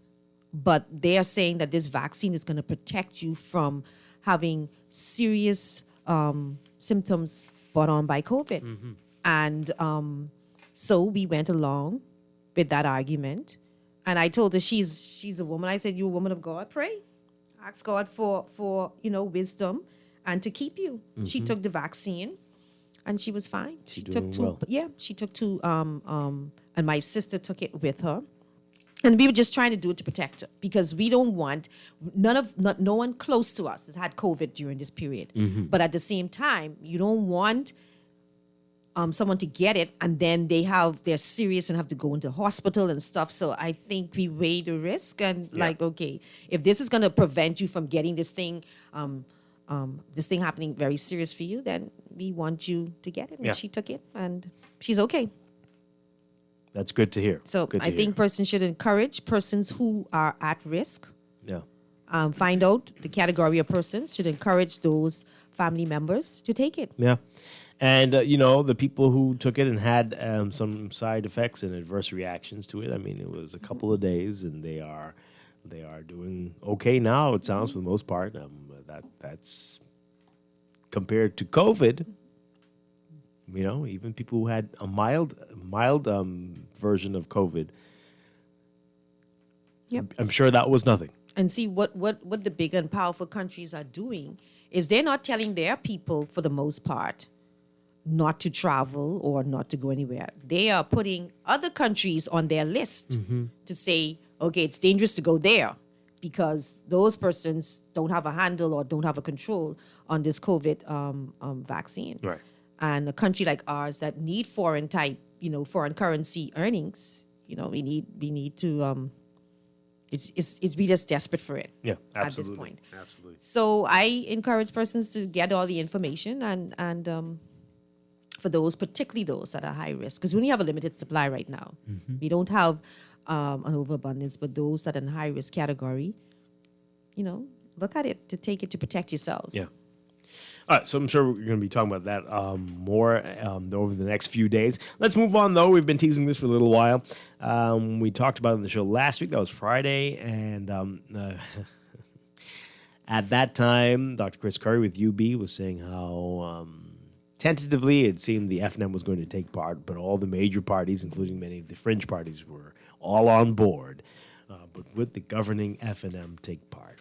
And here we have now the FNM says it will not participate in the UB debate series. FNM Chairman Carl Culmer saying yesterday that the party declined from participating in a series of national political debates organized by the University of the Bahamas and Verizon Media Group because, among other things, the event does not meet international standards.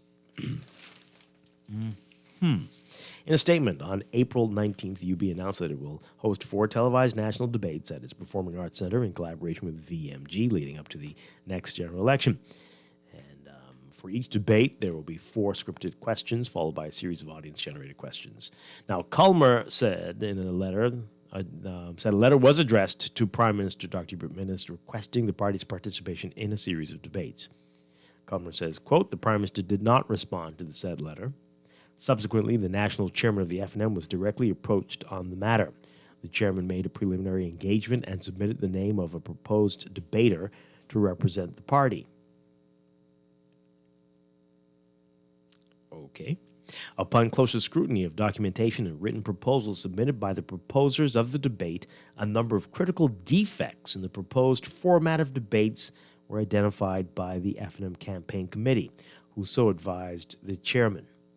Among the defects was, firstly, the fact that only one for-profit media house would be involved in producing the event, which was immediately considered to be unfair to other for-profit media houses. Oh, look at them being so honorable to think about the others. Okay.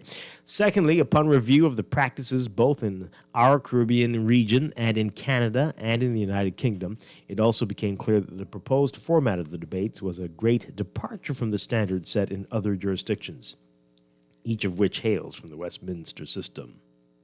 There's no Westminster system of debating. This is ridiculous. There's no Westminster system of debating. There are countries who practice variation of the system, and they hold their own debates the way they see fit, and their community. Since when do they care what happens in the region? Yeah, but there's no West. When do they care what happens in the region? There's a lot of things going on that we wish they would do that's happening in the region, but all of a sudden, Okay.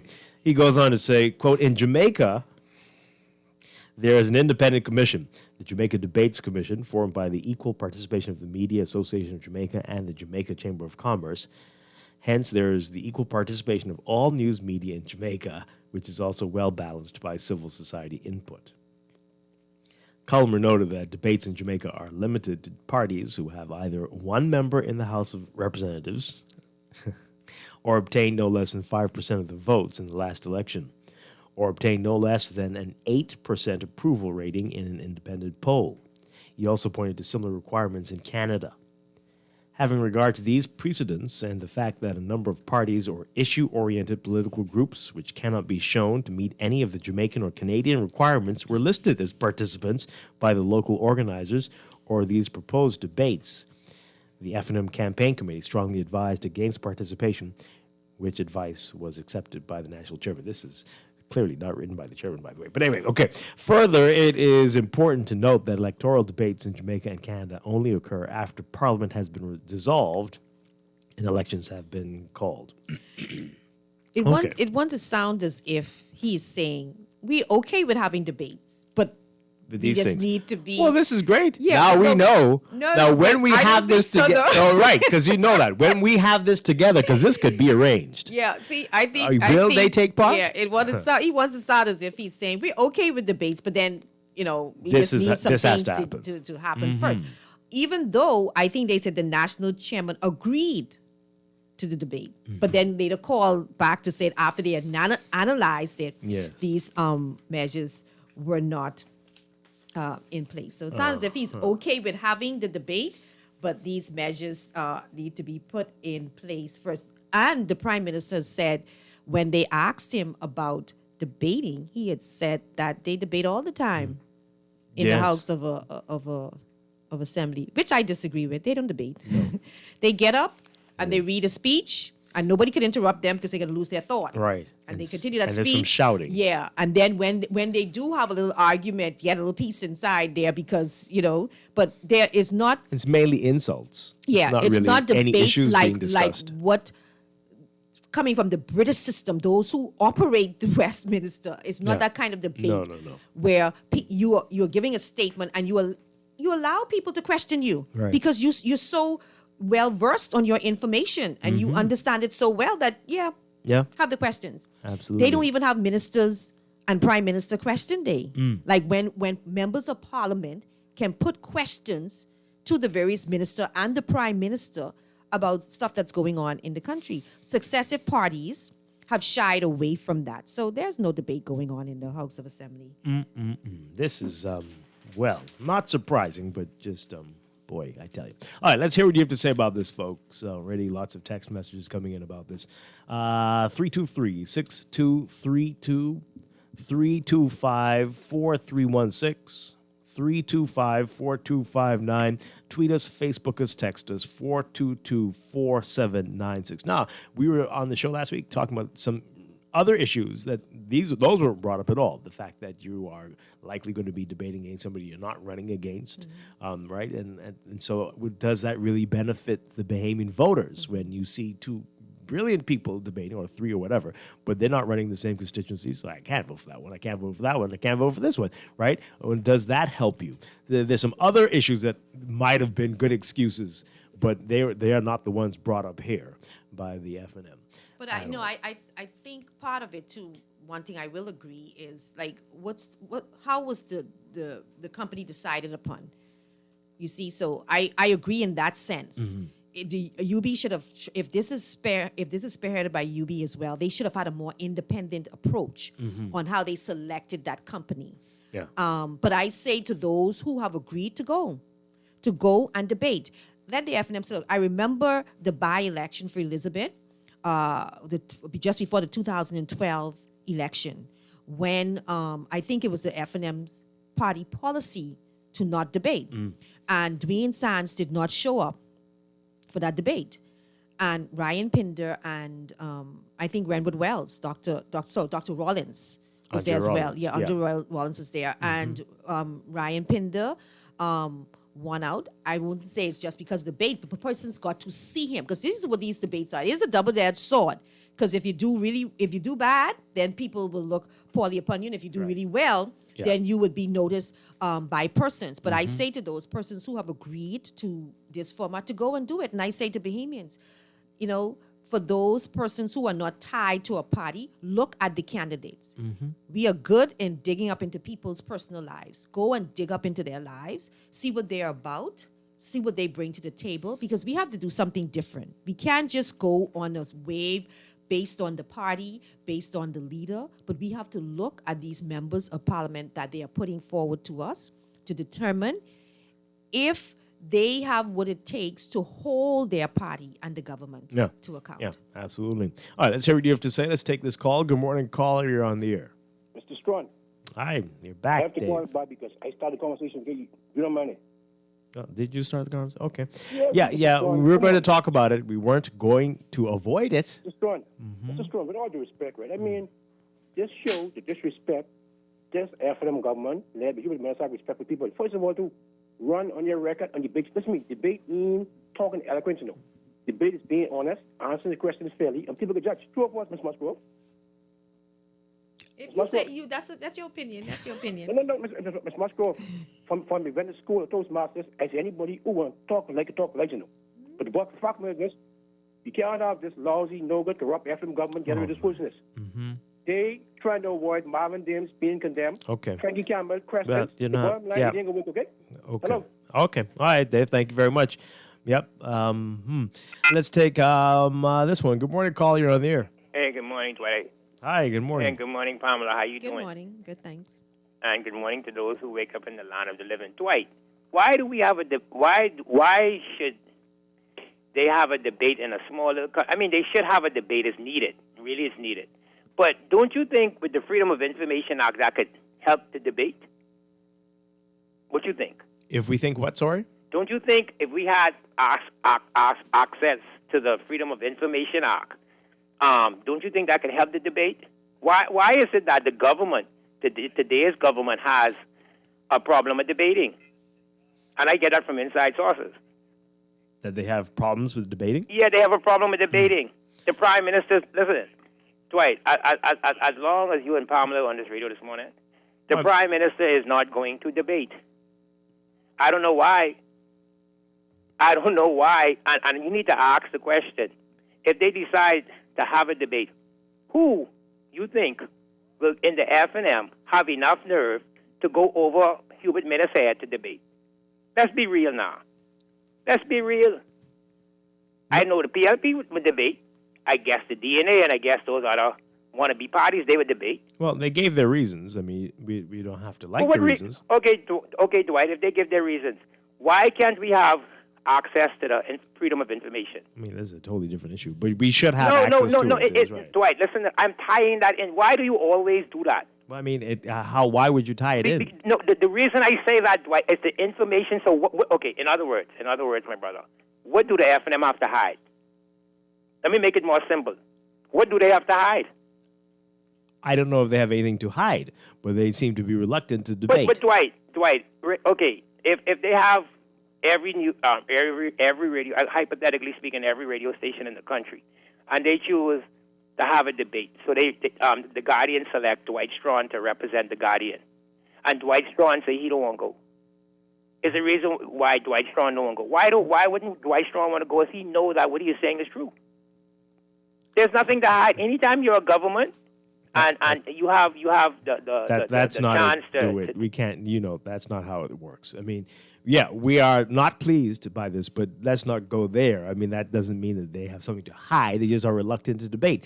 They might not be as good as the other folks. They might look weak and shaky and nervous and sweaty and all the kinds of things that are going to hurt you in a debate. There could be reasons, but not necessarily because you are hiding something. I mean. And I think a lot of times these organizations are like dinosaurs. It's difficult for them to change or to pivot. They have to be forced to do it. So you're voted out, and then the next leader would be like, okay, what do we have to do? And still, even when that happens, they still try to make minimal changes depending on the people who lead because they're so stuck in the way that they're used to doing things. Yeah, and if the leader has an issue, even though all of you are ready to go, but you would show up the leader. So there's the answer right there. I mean, well, you going there is going to put more pressure on him to do it, and he is not capable of doing this. So we all know this. Right, and culturally, it's never been about the issues for a lot of these elections. Yeah, sometimes you would you hear them mention certain things at the rallies, but most of it was just, having a fun time, throwing jabs, and music. that worked. Yeah. And it worked, unfortunately. But we are in dire straits, and people want more. People want you to articulate your vision for the country and how you're going to get us. So there are no surprises in a couple of years. But the leaders aren't, the parties aren't used to that. I've heard about when they had like leadership races and stuff, and they had functions. It was just drinking and carousing and partying. Yeah. No, I'm trying to give you the issues because probably they feel that people wouldn't be interested in that boring sitting down to listen to them talk about the issues. Or they have nothing to offer. Yeah. Sadly, that is more likely it. Let's take some more calls. Good morning, caller. You're on the air. Caller, good morning. Hello there. Hi, good morning. You're on the air. Dwight. Hi, good morning. Good morning to you, and good morning to Palm and all the listeners around the world. The F&M. The F&M feel like this is not going to benefit them. I only can believe that they feel like this ain't going to benefit them, just like with the Elizabeth by-election, which you talked about earlier. They feel like it ain't going to benefit them, so it ain't make no sense. They doing it, but a lot of us just feel like they have a lot of smart candidates so far what they call off, and they would I think they would do good. But that's their rights and their policy not to. But we need a new policy as a Bahamian people in this country that we demand. Like right now, right? For instance, right now, Ms. Busgrove, I think it should be some power us the people get, especially you all who ready to vote for them or be like a part of the party. You could demand that they do it. Yeah. It should not be one person. I don't know if it's one person make the decision or whatsoever. You could demand that these candidates who come in to offer themselves from all of these parties or the two major parties or three major parties, that they have a debate. I think we get the power to do it. We shouldn't lay down and play that and feel like, we can accept that because that's their rights and their policy. Yeah. No. Well, you know what? They want to serve us. Dwight. They've set themselves up, right? This statement from Carl Culmer. I feel like they set themselves up. They've told us what will be required for them to enter a debate, and this is easily done. When it is done, we will see. If you back out, then what's your excuse? And then I think this can come back to hurt them. But Dwight, earlier you tell Palm that with the wiser thing, which you're talking about, she said you and I mean to do this, but it's important. You say it can't be for free. So she used some words to the government, like when the government pay for it. Subsidized. I was trying to remember what that word is. Palm used that she said the government could. Fill in with. So Palm, whatever word that is, but I can't remember right now. Why can't they do that with the test? For us, for some of the people out here who ain't never or don't want to take the vaccine, the J&J or whatsoever, who can continue have to go to work or whatever and take tests and stuff. Why can't the government step in? Just like how you say, if they bring the wise. And Palm, one last thing, can people in the Bahamas, since the lady say maybe the J&J ain't coming right now, ain't coming at all, can they go to a different country or go to the United States and get it? I'll hang up and listen. Keep up the good work. People are doing that. Yeah, People are doing that, I know definitely. persons Quite a few.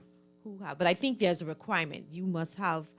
There's certain requirements. You must have an address or something. Apparently not anymore. Okay, so you can just pull up apparently and just get it. I know some people were doing it before. You had to show that you live in the state, right? But apparently, anybody, hey, we got all this vaccine here. And so maybe I don't know if the Ministry of Health is capturing persons. They're asking people to do that. Who went overseas to get the vaccine to report to them. But I've known persons who quite went. A few. Yeah.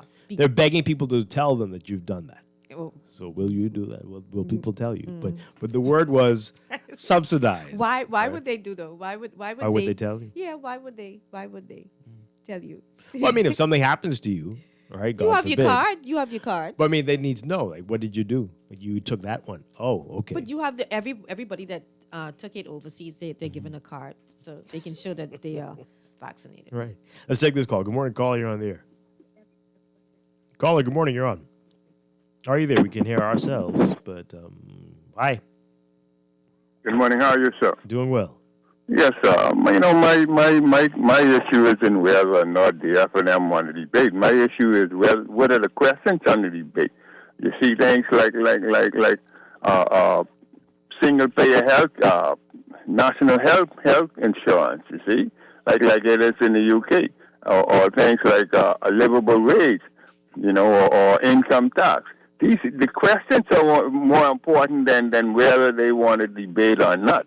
You see, in fact, when these people come to your show, that they could be bait as they come to your show and you ask them questions. The talk show hosts need to debate these people and put them on tape and ask everyone the same question. They won't even come on the talk shows now, it seems. So we won't hear anything from these people. But don't you remember, like, over the several election cycles, when the incumbent... The incumbent don't usually... Yeah, they always do that. Yeah, because... And that works out how well for them. No, the reason why, because things are going bad for them. And so nobody comes up, or if they come, they don't last. So everyone sees what's going on. You don't have the guts. You're not confident enough to come on a show. You don't want to debate. You don't want to do anything. Good luck to you. Good luck to you. We'll see you. You'll probably be trying to host some talk shows in a few years, or God knows what else on the street. But good luck. I don't know Good why luck. they do that. You can't. Did you not see what happened the last time? Like, can you just not use wisdom? Say, okay, what do I do? No, something to happens. prevent that from not happening. It's almost as if they're in a bubble. Yes. Right. Oh, absolutely. It's a bubble. Very. And you cannot get and them to talk about what they've done. And it's not a clear bubble. You can't see out it, right? Because you don't know what's going on around you. But you're in a bubble, and it's very dark. All right, let's take a break, and then we'll get back to your messages and your calls. This is Morning Blend on a Monday morning. Stay with us. We'll be right back. Wake up. It's a new day. Gran, it was good to see you, but we've got to get home. Yep, we've got to let the dog out. Speaking of dogs, you won't believe who I saw the other day. Who? Honey. Remember Anton, Jeanette's oldest boy, the one with the dogs? With local claims managers, we pay your motor claims fast. We're like a goodbye at your granny's that doesn't take 30 minutes. We really got to get going. So soon? CG Atlantic Agents. Insurance, health, pensions, life. Good like that. Nassau Insurance Brokers and Agents Limited, trading as CG Atlantic Agents. Wake up. It's a new day. Roaming just got easier. Say hello to more with our new Liberty Prime plan. With more minutes, more texts, and more data to do the things you love right here at home and even when you travel. With the all-new Liberty Prime, Liberty Premium, and Liberty Elite, you've got one less worry. Roam again. Alive. Believe in best. Believe in best.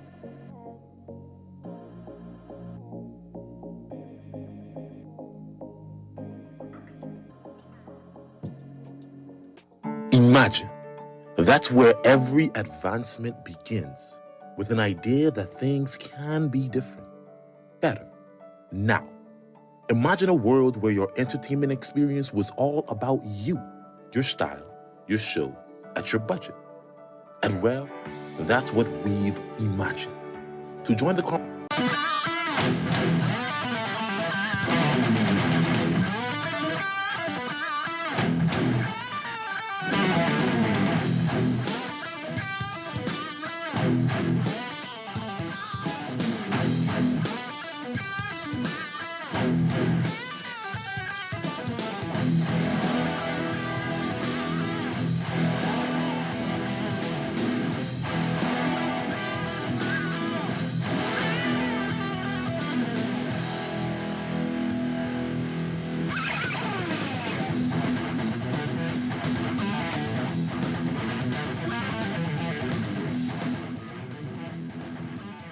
Welcome to Morning Blend Business on this Monday, April 26th, 2021. Welcome back to our Morning Blend listeners. Once again, I'm Dwight Strachan, joined by Pamela Musgrove. Today, we're going to be talking about the bus system in New Providence, where things stand, especially in light of the pandemic, and what the future holds for transportation in the country going forward. That's what we're going to be talking about. That's coming up. But first, it's time for your morning business report, brought to you by CFAL.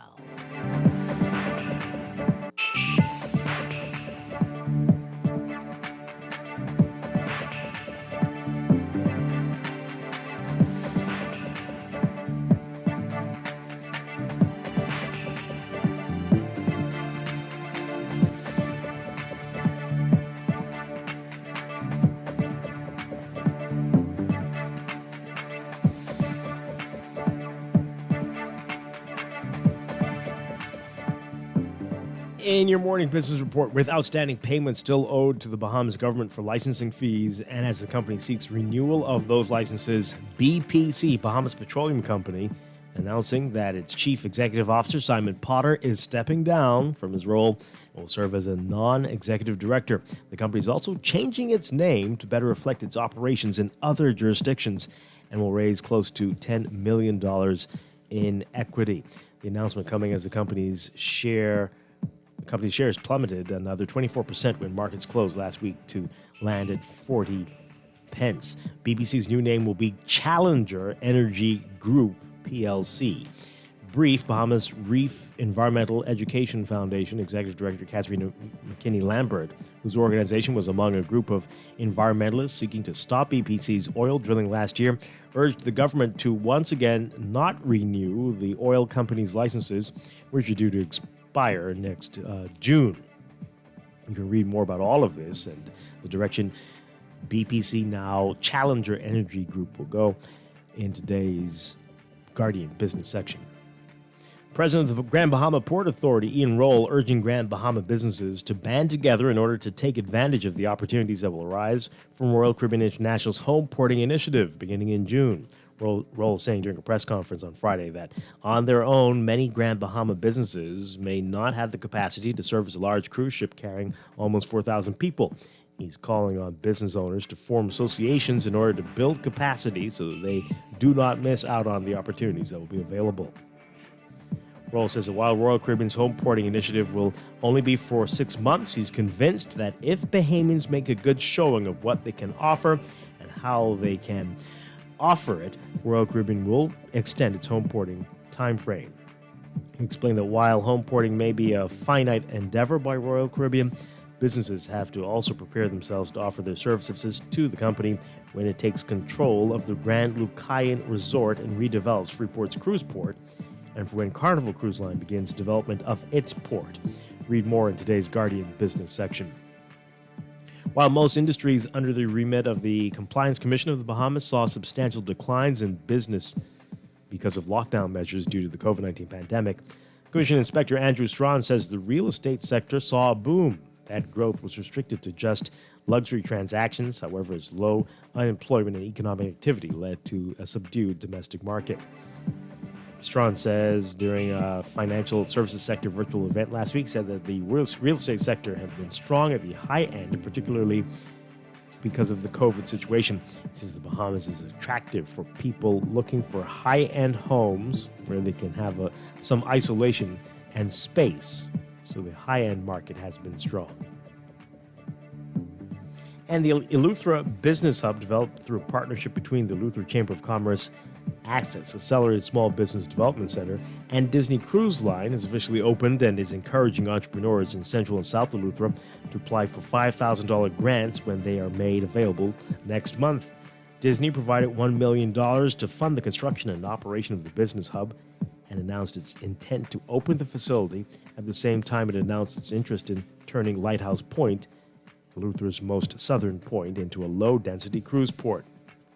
It's expected that some of the businesses to come out of the Business Hub will be able to participate in the cruise port if it is given the green light to be developed, according to the Vice President of Public Affairs for Disney Cruise Line, Kim Prunty.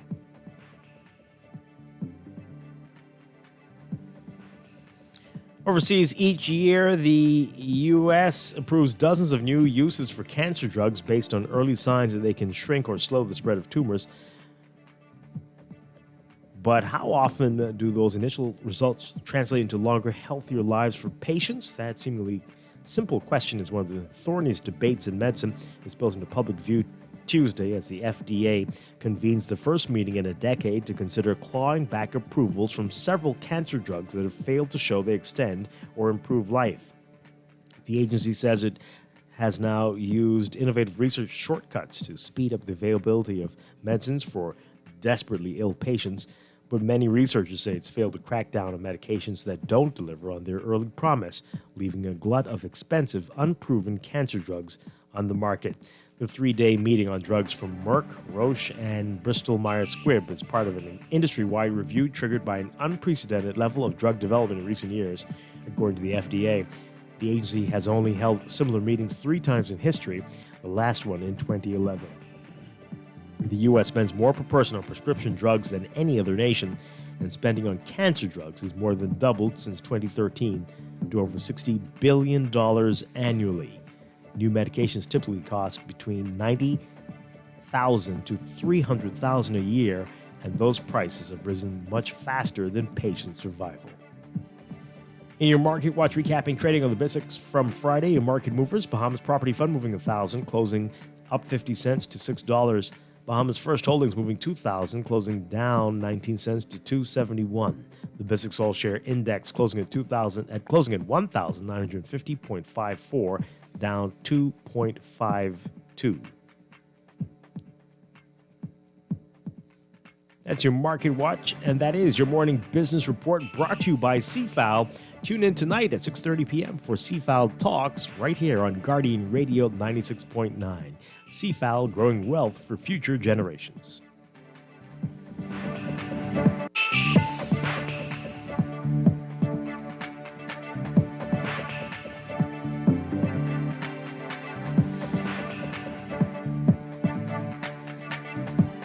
You are listening to Morning Blend Business here on Guardian Radio 96.9, brought to you in part by Cash and Go. Cash and Go has over 8,000 active users in our handy mobile wallet. No need to wait. Just log on and get going with Cash and Go. We'll be back after these messages.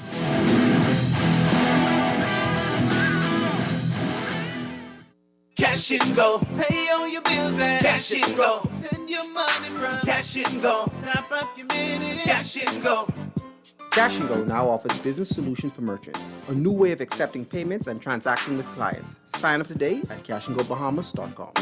You can do it at Cash and Go. Pay all your bills at Cash and Go. Send your money from Cash and Go. Tap up your minutes. Cash and Go. Pay insurance at Cash and Go. 9 a.m. to 5 p.m. It's at Cash and Go. You invest in your children, your home, and your community. But are you investing in your financial future? At CFAL, we specialize in investment management, retirement planning, mutual funds, and private wealth management. Our team of experts never stops helping you plan for tomorrow. Because tomorrow begins today. Call us at 502-7010 to see what our financial advisors can do for you. CFAL, growing wealth for future generations.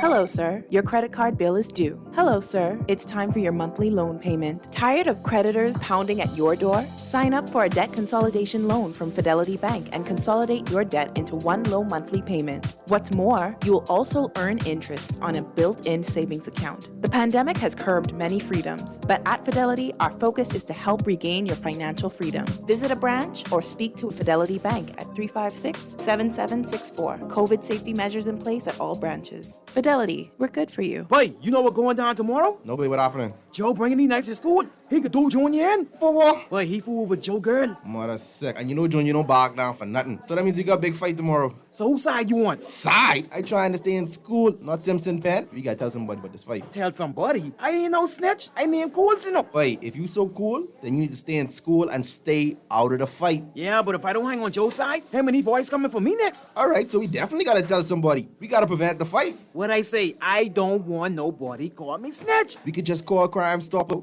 and nobody gotta know it's you. So how did I work? All you gotta do is call them or you text them through the Crack Crime Bahamas app and nobody can know it's you. Then the police come looking for me for more info? And when they finish with them, Joe them coming looking for me? When you call Crime Stoppers, the call go directly to Miami and they don't ask nothing about you. Then you can get the pen from them and they can claim a reward later using that same pen. Plus, everything's scrambled so nobody can read what you said. Call 328-8477 from Nassau or 242-300-8477 from the Family Islands. This is Guardian Radio 96.9 FM. Fresh news, smart talk, all day. Hey, all the way from Hawkinson. They call me Cupid. We here to talk about these bus drivers today. Man, they making no sense on the road. Man, they crazy. Let's deal with them now. Let me show you.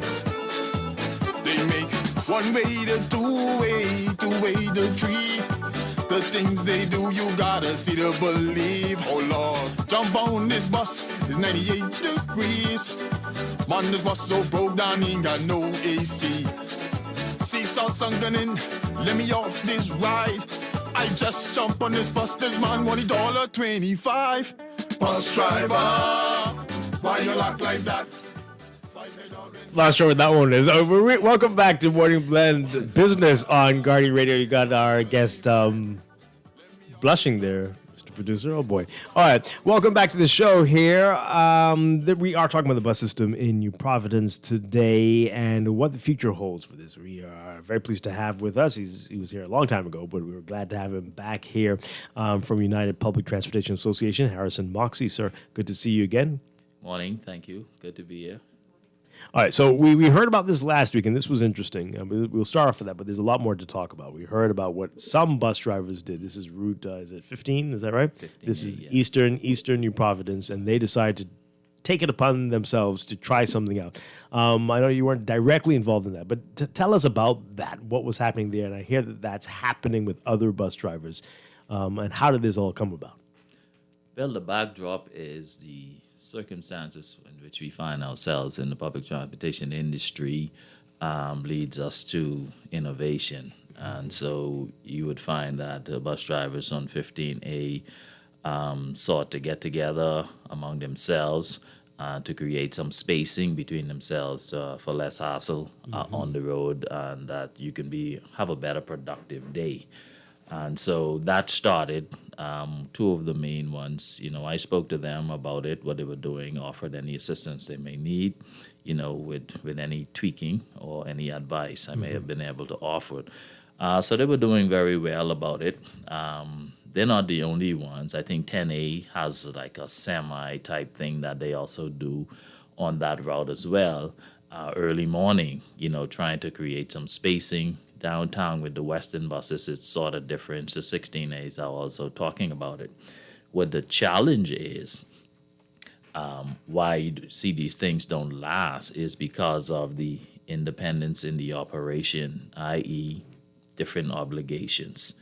And I find myself in a loop where I may not feel I am as beneficial in this process, and I may have been doing better otherwise, which leads to a panic.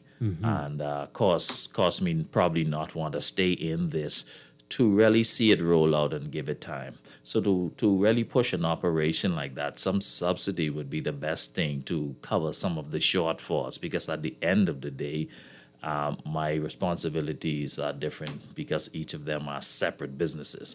And so you find that some of them probably felt under pressure, may not have been coming out as they probably would have liked, and so they didn't give it sufficient time. But I do, however, applaud the efforts, of the drivers and those who sought to take initiative to take control of the business and try to make the industry a little better. So in theory, how was it supposed to work, especially what they're doing? 15, they're still experimenting with that right now, right, as far as you know? Or is it done already after that 1 week? Well, it's kind of flat now. Oh, boy. Because they were just lining up to allow them to go 10 minutes behind each other. Okay. And so what you will find that when you decide to go 10 minutes behind each other, you're able to keep a schedule like that. You can say early morning before the traffic jam. When you see like me trying to get here from the east, you come 10 minutes, like you'll be like right up on one another kind of. And so, there needs to be route monitoring. A lot of things need to go into that. It isn't something that just happen haphazardly and it works.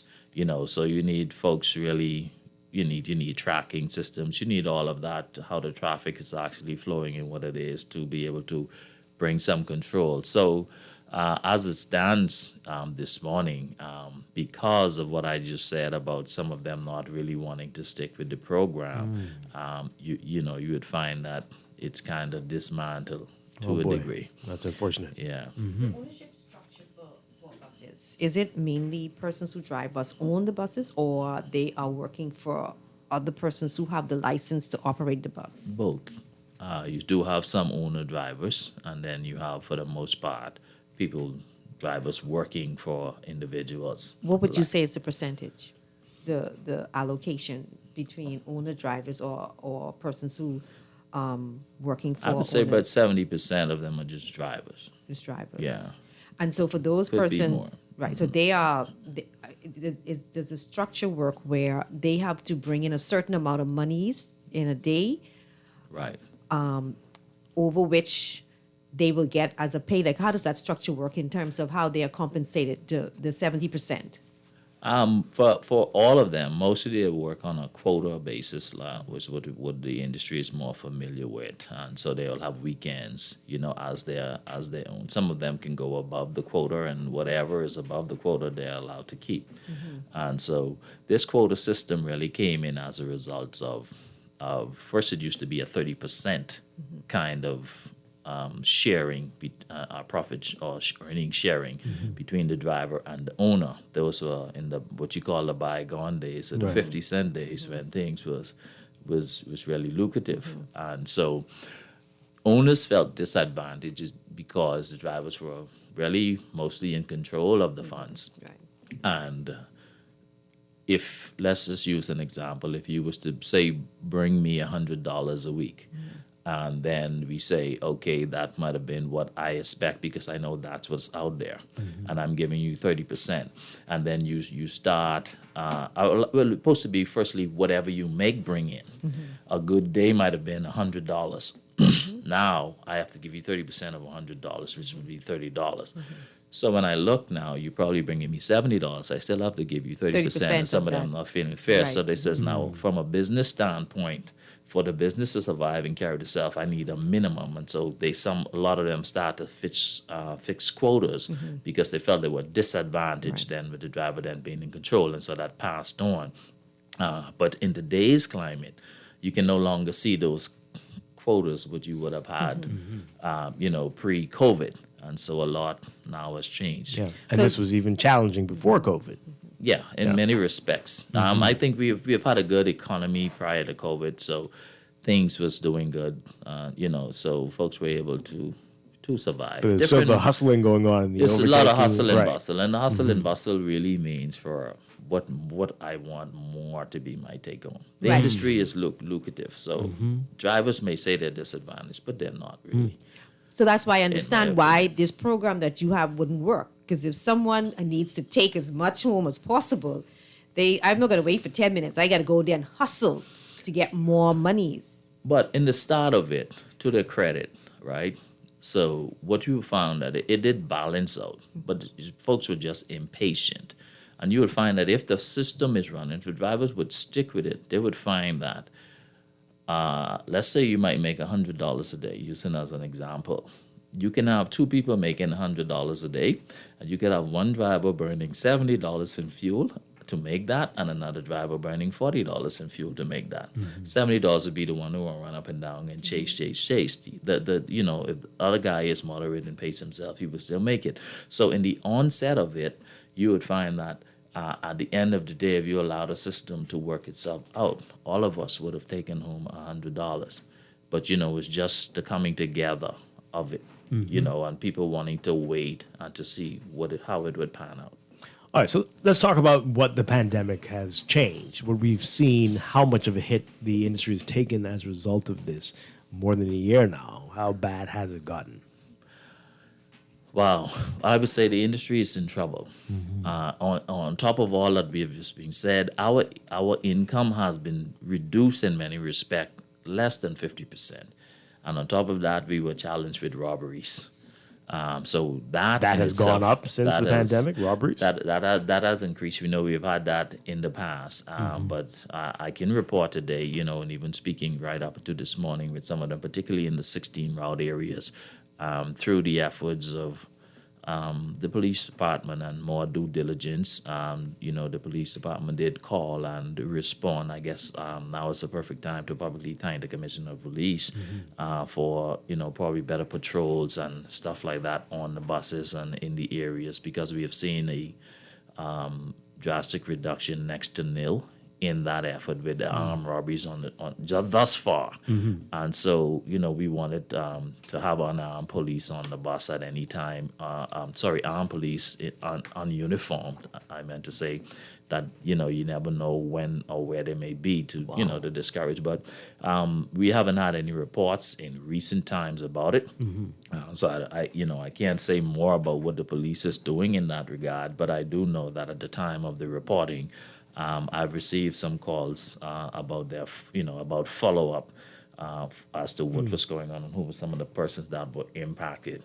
Outside of that, the movement of the commuters in some degree has been reduced due to, of course, job reduction as well would affect that. And some areas are doing better than some.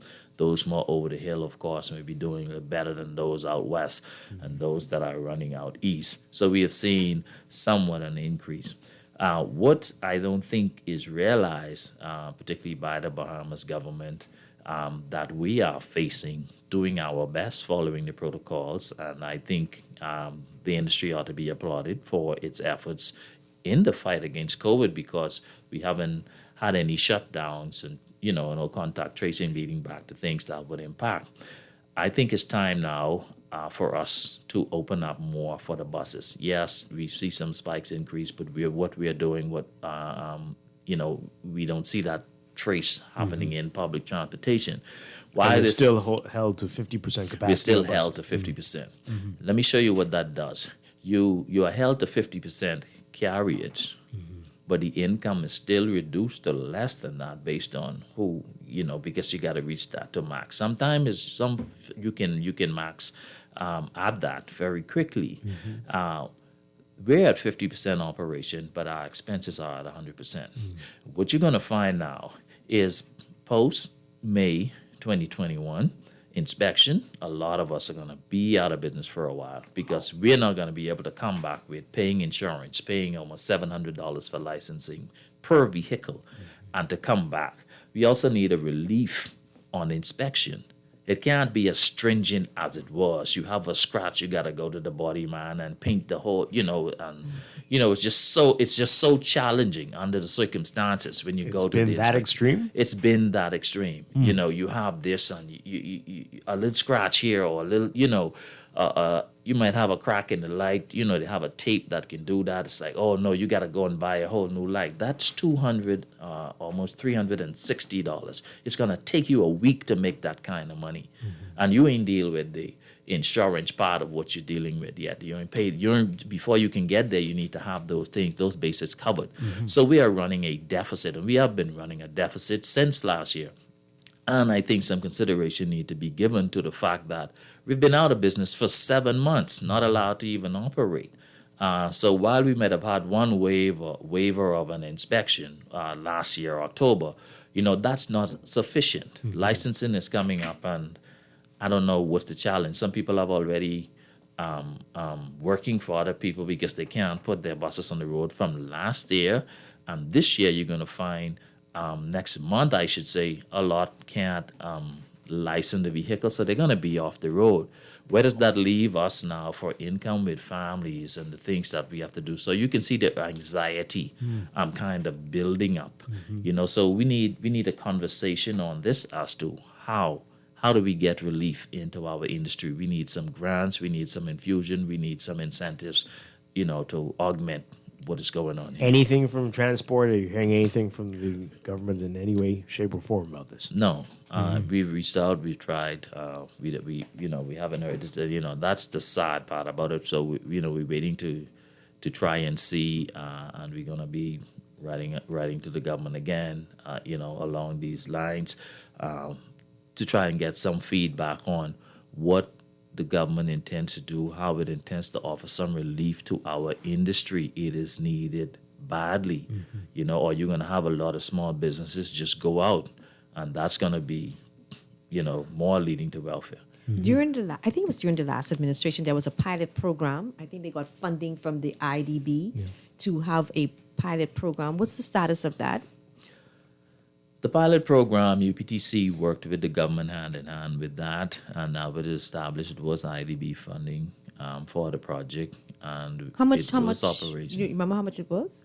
500,000. 500,000. Okay. Yes, of course. So that the pilot project started January 6, 2020, and it stopped March 16th, right? The same year. It was just gaining momentum, when the COVID hit and a lot of things shut down. So it hasn't realized its true potential. It was supposed to go to June.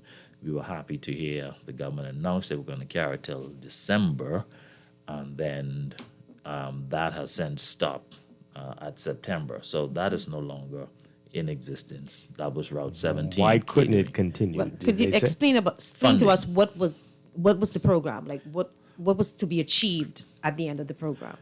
The program was to achieve data gathering as to what would be the best method of unification of the pilot bus system, buses running in a time schedule in an organized structure. So, we were part of the management team for that, working with the project manager for that. And so it was unfortunate that that had to stop, but funding was the issue that we were told. Do you think that the busing system needs to be unified? Do your members agree that there needs to be a unified busing system? For the most part, yes, because unification comes with it, brings a lot of benefit with it. So I am a supporter and a proponent of unification. So I would say that publicly, and that is something I would push. What we found with the pilot project was drivers were on a salary. They were being monitored through tracking systems. And so by 1 o'clock today, drivers would have been off. A new shift set of drivers would have come in. Some of them would have worked a double. They could have gotten overtime, in that. And they did very well. They did very well in that vein. So you can see that, national insurance was paid. That aspect was paid by the government through UPTC. And so we finalized all of those payments there with the drivers. And, it was a greater all-around thing. Some might have been pushing against it, and it was not minimum wage that was actually being paid. Drivers made hundreds of dollars more than they're actually facing right now. Minimum salary of $350. So I thought that was a good fix. But I know you were saying the funding was the issue, but even with the half capacity, this was still not. It wasn't deemed that this could continue. Well, that was a governmental decision. I can't speak for them. That was all that we thought. Now we knew it was. But you thought it could have continued, though.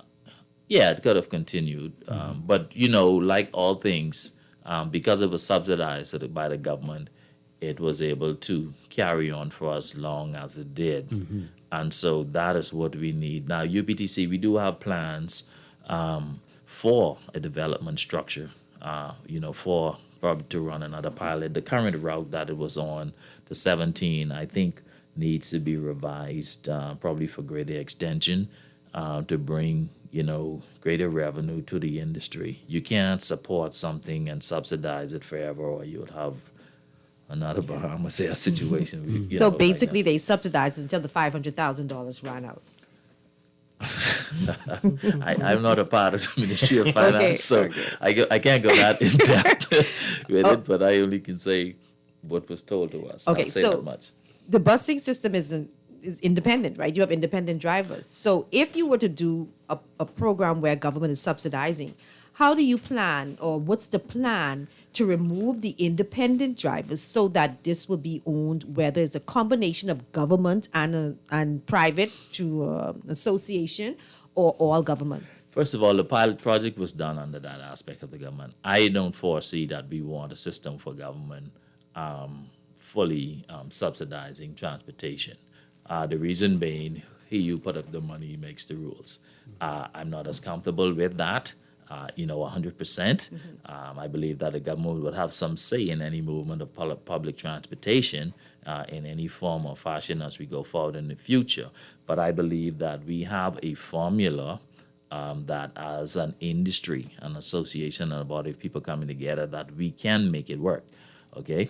Outside of that subsidy 100%, right. From the government. We would want them to play some role in that for a time, like, say, for senior citizens, school children in that capacity. But for the overall structure, we may just need the government to come in by way of capital developments with depots and something like that, which may give them some, interest in the business. As an example, in the UK, the government subsidized their busing system by about 45% of their operating revenue.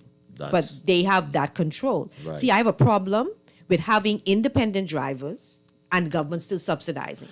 So drivers, you have to learn to get that, the owners, independent owners, right. independent owners. Right. So to me, it would have to be either government control, I know you don't want that, or a combination where the buses form an association and it's a public-private partnership with the buses and government, but still it wouldn't be all of these independent owners operating and government still subsidizing. I don't think that can fly we would want with a public-private partnership is the best fit, but everybody needs to come under one umbrella. Right. But you have to go through a process to drive that in. Yeah. All right. We're going to talk more about that after the break and find out why it's been taking us so long to get here, and will we ever see this at all anytime during our lifetime? We're going to talk about that after the break, talking with Harrison Thompson with United Public Transportation.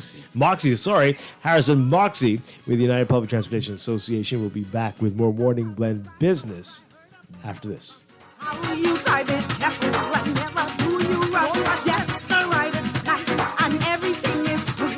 The atmosphere is friendly and the music, it ain't rude. I heard you pay attention, you read all the signs. I could use a driver like you all the time. Right then I felt a beat from mine. What was that? Oh no, I can't believe it. He was tire flat. So Mr. Bus Driver, I get it all. Cash is what we have been using for generations, but it's no longer the only way to pay or receive money. That is great news for business owners. I'm Lasanya Mizik, Managing Director at RBC Royal Bank, encouraging you to find out how going cashless can benefit your business with faster transactions and settlements, better cash flow management, plus reduce risk of theft. Learn more at rbc.com/Caribbean/go cashless. RBC Royal Bank. Banking reimagined.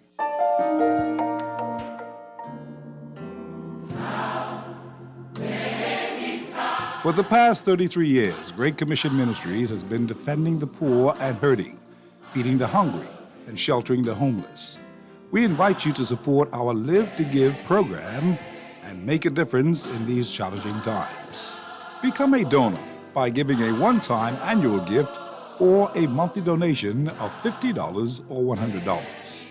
Call Great Commission Ministries at 325-5801 for more details, or visit our headquarters at 237 Wolf Road.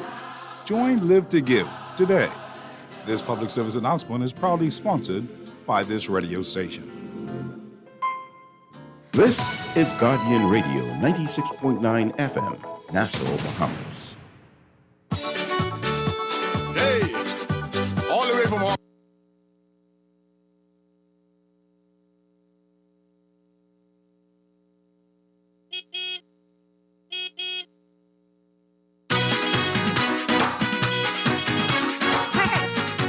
Mr. Driver, bring everybody. Yes, sir.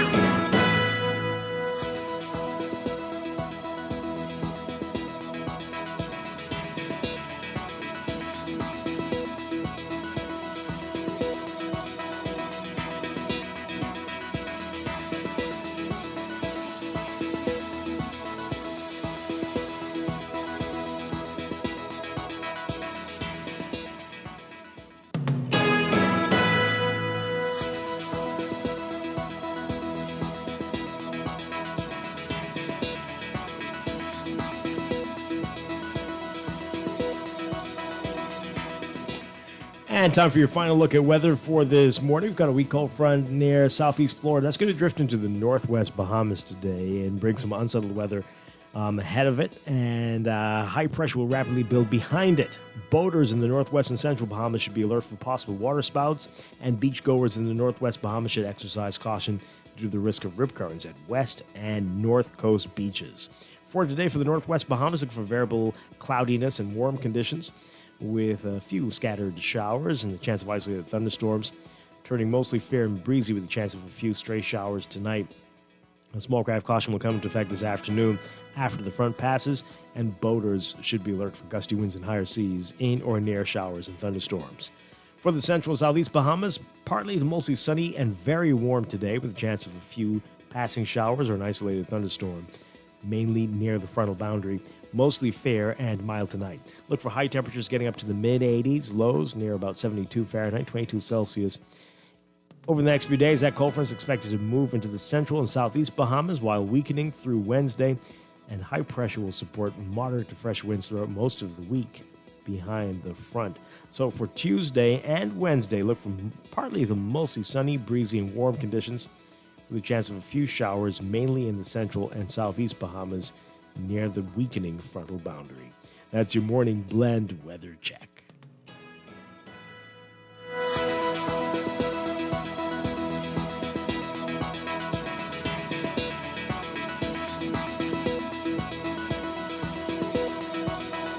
This is Guardian Radio 96.9 FM. Fresh news, smart talk, all day.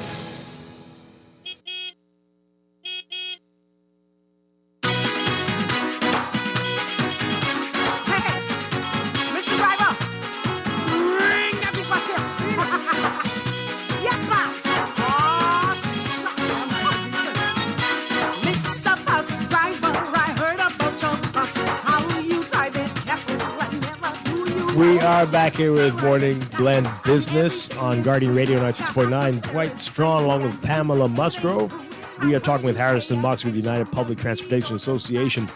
All right, so we got into the conversation about the unified bus system, but we have been talking about this for a long time, Harrison Moxie. What exactly is the holdup? I know we were talking off here about this and payouts and all these issues in order to bring everybody under one umbrella. We know that has been a contentious issue, but is that the sticking point here? What is the holdup here? Is it government? Is it the private owners? What are we dealing with here? Different franchises operating as independent businesses, and so you're trying to bring that together, and a lot of things affects a lot of different people. Right. So first of all, there was a study, an evaluation of the industry. A proper assessment and evaluation of the industry needs to be had if you're going to consider. There were some proposals. Well, we still haven't done the study. There was one done, but it was not unacceptable to an acceptable degree to our satisfaction, and I think both our sides and the government under the previous administration. So it's supposed to be reassessed with some adjustment because we felt like some factors for some facets of the industry were not considered, in the overall processing. And that was including numbers as into the value of the franchises? Numbers, value. Right? We want the franchises to obtain a value, so that we can be able to say if we come under a system, there was consideration for a shareholding with a public-private partnership with the government. There is a model that has been done. So you have a great degree. First, we got to this point by franchises being indiscriminately granted for political mileage by successive governments. Mm-hmm. And so we're here with a bunch of franchises and different businesses. How do you go and you try to tell this person, like the little sidebar that we had off air, right? That you're gonna take the franchise back and you're gonna operate and we're gonna give you here this what you wait and you go home with it. That is not healthy. In some regards, because you're gonna send those people off on, like how we had that separation package at BTC, all that money those people have gotten, that's like gone. So we need something that would be sustainable by way of shareholding, based on the value of what the franchise may be, that families, generations can probably still benefit from what this may be gained. Some type of system like that. These are some of the things that were talked about. If government has to put up, then there must be a benefit. We understand that you can't just get 100% free ride and anything. Right. So we don't believe that. But once we can bring, like, for instance, the pilot project brought 6 different franchise owners for the 6 buses that were operating under one umbrella and management of UPTC and the government. Mm-hmm. They were paid out a monthly wage, based on what was decided. That would be the payout, and the drivers would pay the salary. But those franchises still exist. Right. You see, under that operation. So we weren't disenfranchised just to run this collective effort. And Right. so those are the type of steps I believe can work. So 1 second, that previous study that was commissioned by the government, is that how That was that commissioned by the so government. have you ever tried to do anything on your own as an association or the various groups to say, well, this is what we took this upon ourselves and this is what we feel we are worth. Now what are you going to do, government? What we did, the pilot project that was just had, we actually submitted the outline for the pilot project to the that's what we did. The whole financial structure of what we believe it would cost, that's how we got that figure, and that is what the Ministry of Finance at that time approved, and that's what the IDB approved based on the information and the structure was set up that we, UPTC, actually did. What our initial request was for a grant for us to actually fully operate, to show the government our ability to actually do this, and it would have been like priming the pump, so to speak, and we'd have been able to actually go catapult and go forward on our own with government assistance in various aspects like road traffic department and all of those assisting.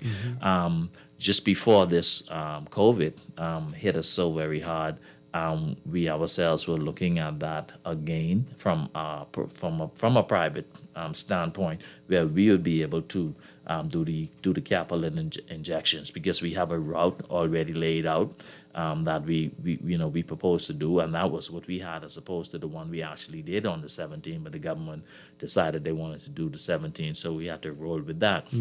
And so we ourselves as business persons have made great effort and strive, just that at this point, the investment now into it may not be the best timing for it. But we believe that we can do it after all of the experience that we have had and the back and forward. We believe that we can not be so dependent on the government now, and this can be had, for us. When we talk about the subsidy, we're looking at where some of the shortfalls might be, like with senior citizens and some of the routes that you want to start. You need time to build that up. You need at least 6 months to a year, for passenger confidence and build up. So once you have all of that capped in this capital project, you can go forward and then prime the pump and build after that. Okay, so with your plan, what's the regulatory body responsible for the busing system? Like, who regulates? Because you have a lot of these independent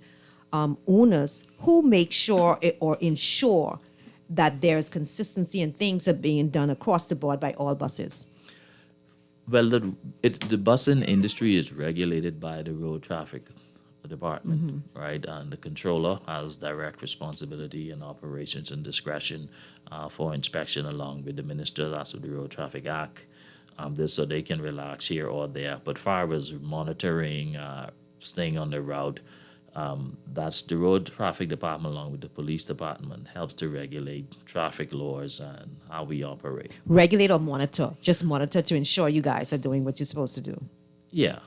Because, okay, you mentioned about robberies, right? And of course, you're driving your bus, you're paying cash, so you get robberies. So maybe what there needs to be is some kind of voucher system, or where you have it online and you have a pass that you use, so there's no monies on the bus, to prevent that level of robbery. Like, who would ensure that all bus drivers, if a system like that were to be established, are provided with the system in their buses to make sure that happens? Well, from UPTC, from an association standpoint, we have several proposals in that vein. We have made requests to the government for us to be allowed to implement some of those things. So we are currently, right now, very active in reviewing that, particularly after the robberies and things that we have just experienced. And so we want to see where we can go. With that. So that is something that is being diligently looked at. But it's been a long time, though. We've been talking about transfer systems and those for it has to be cabinet approved. You see, what is approved, it ain't something that you just go and do on your own, okay? You can make a proposal, but what the law says the fare box. You can't just put a system in your bus and ask persons, like how the 50 of you guys came together on 15A to try something new. You can't do that with a group of buses. You need approval. What the law states is you should have fare box and passengers should pay having the correct change. Wow. That's what's currently the law. So when you have a proposal and you put forward, that needs to go to cabinet to be approved for you to come and do that. My and so goodness. that's why you see some things haven't moved. Yeah. The way it needs to. And I'm sure it doesn't help when the government keeps changing and you take steps back every time that happens. Boy. Let's take this call. This is Rudy Taylor with the bus unions calling in. Rudy Taylor, good morning. Hi, good morning. How you doing? Doing well. Good morning to your guests as well as the young lady that you have there. Good morning. Mr. Moxley, now I don't want you to be long-winded like how you're long-winded trying to run out of time. But what I'm saying is some of the things that you mentioned, I mean, you could be more truthful about it. I don't know if, I mean, the lady and the gentleman asked some questions, relevant questions, I think was pointed. But there are other issues that goes bigger than just unifying the bus system. We all are aware of that. And we have learned that factor in the point of when we went in a lockdown situation in this country. We had owners who still was looking for a big quota from drivers even when coming back on the road. We have issues such as persons looking for quota, as I mentioned. Persons still leasing their place out, and they're looking for their quota. And so it's a broad range of problems that are faced within the industry. And of course, we have the Bahamas Unified Bus Drivers Union, and that is represented and is known by the government because of being under the trade union of Congress. So the question was asked, who really represents the when it comes to the bus drivers. Now we have brought to our attention that a lot of persons does not contributions are not being paid, and they were at fault in some respects, but some of the owners are paying NIB for the drivers, or supposed to, and are not. Now, Mr. Harrison, I heard that you mentioned, I don't want to put you on the spot, but I heard you mention that you pay your NIB for your drivers. Now, the Bahamas Unified Bus Drivers Union is there for the drivers and operators of these buses. Okay? Now, in some respects, like I said, I want you to be as truthful as possible. Please tell me where I was not truthful so that I can answer. Tell me where I was not. When you come on the talk shows, okay? Where was I not truthful? I'm not going to cause no controversy. You already did, so please say, where was I not truthful? Mr. Green used to work for you as well, right? Okay. Who's that? All right, we are running out of time, but I mean, this is sounds like another issue there. But Rudy Thompson or Taylor, we're gonna have you back, and we can talk more about some of the issues. What I recommend for consideration, just quickly, because you said 70% of the bus drivers of the bus. Right. I think what government needs to do, and I think this should be done with the taxi cab. If I were there, I would value these owners because they already have the license, give them a value, pay them out, and form a unified busing system. It's done all around the world. There were persons who had competition, small operators just like us, and that's what happened. They form an association where you have a unified busing system. This fragmented industry with the buses and the taxi, it's not helping us economically.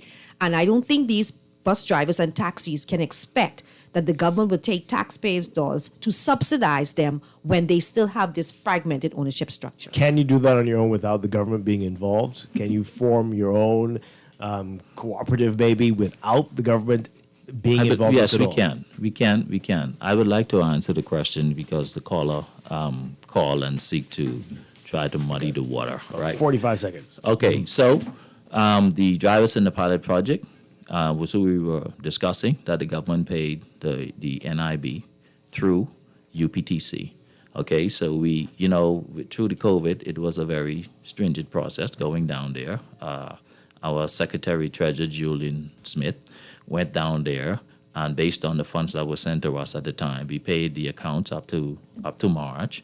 Since then, he has went back and with all of the drivers' information, and he issued another check for NIB for that second segment up until June. There was a balance of $28 to bring all of the drivers current. He went back, and it was a tedious process with the line. So we have the files, we have the receipts, we have the documents from NIB. So I just wanted to dispel any myth that if we are audited, we have nothing to fear. Okay? All right. We have a lot more to talk to you about, but hopefully we can have you back at some point to get into that, because we'd like to know what the future looks like in terms of maybe different types of buses, more wheelchair accessible buses, electric. Are we heading in that direction? What the future holds, but hopefully we can talk again soon on that. Thank you very much. It's a pleasure being here. Thank you. Very, very provocative. Thank you very much, Harrison Buckley. Appreciate you being here this morning. All right, that is it for us, Pam, from Morning Blend Business. We're back tomorrow morning. Thank you, Dwight. Have a blessed week, Bahamas. After Morning Blend here. So we'll see you tomorrow. Stay tuned for On the Clock with Aaron Green.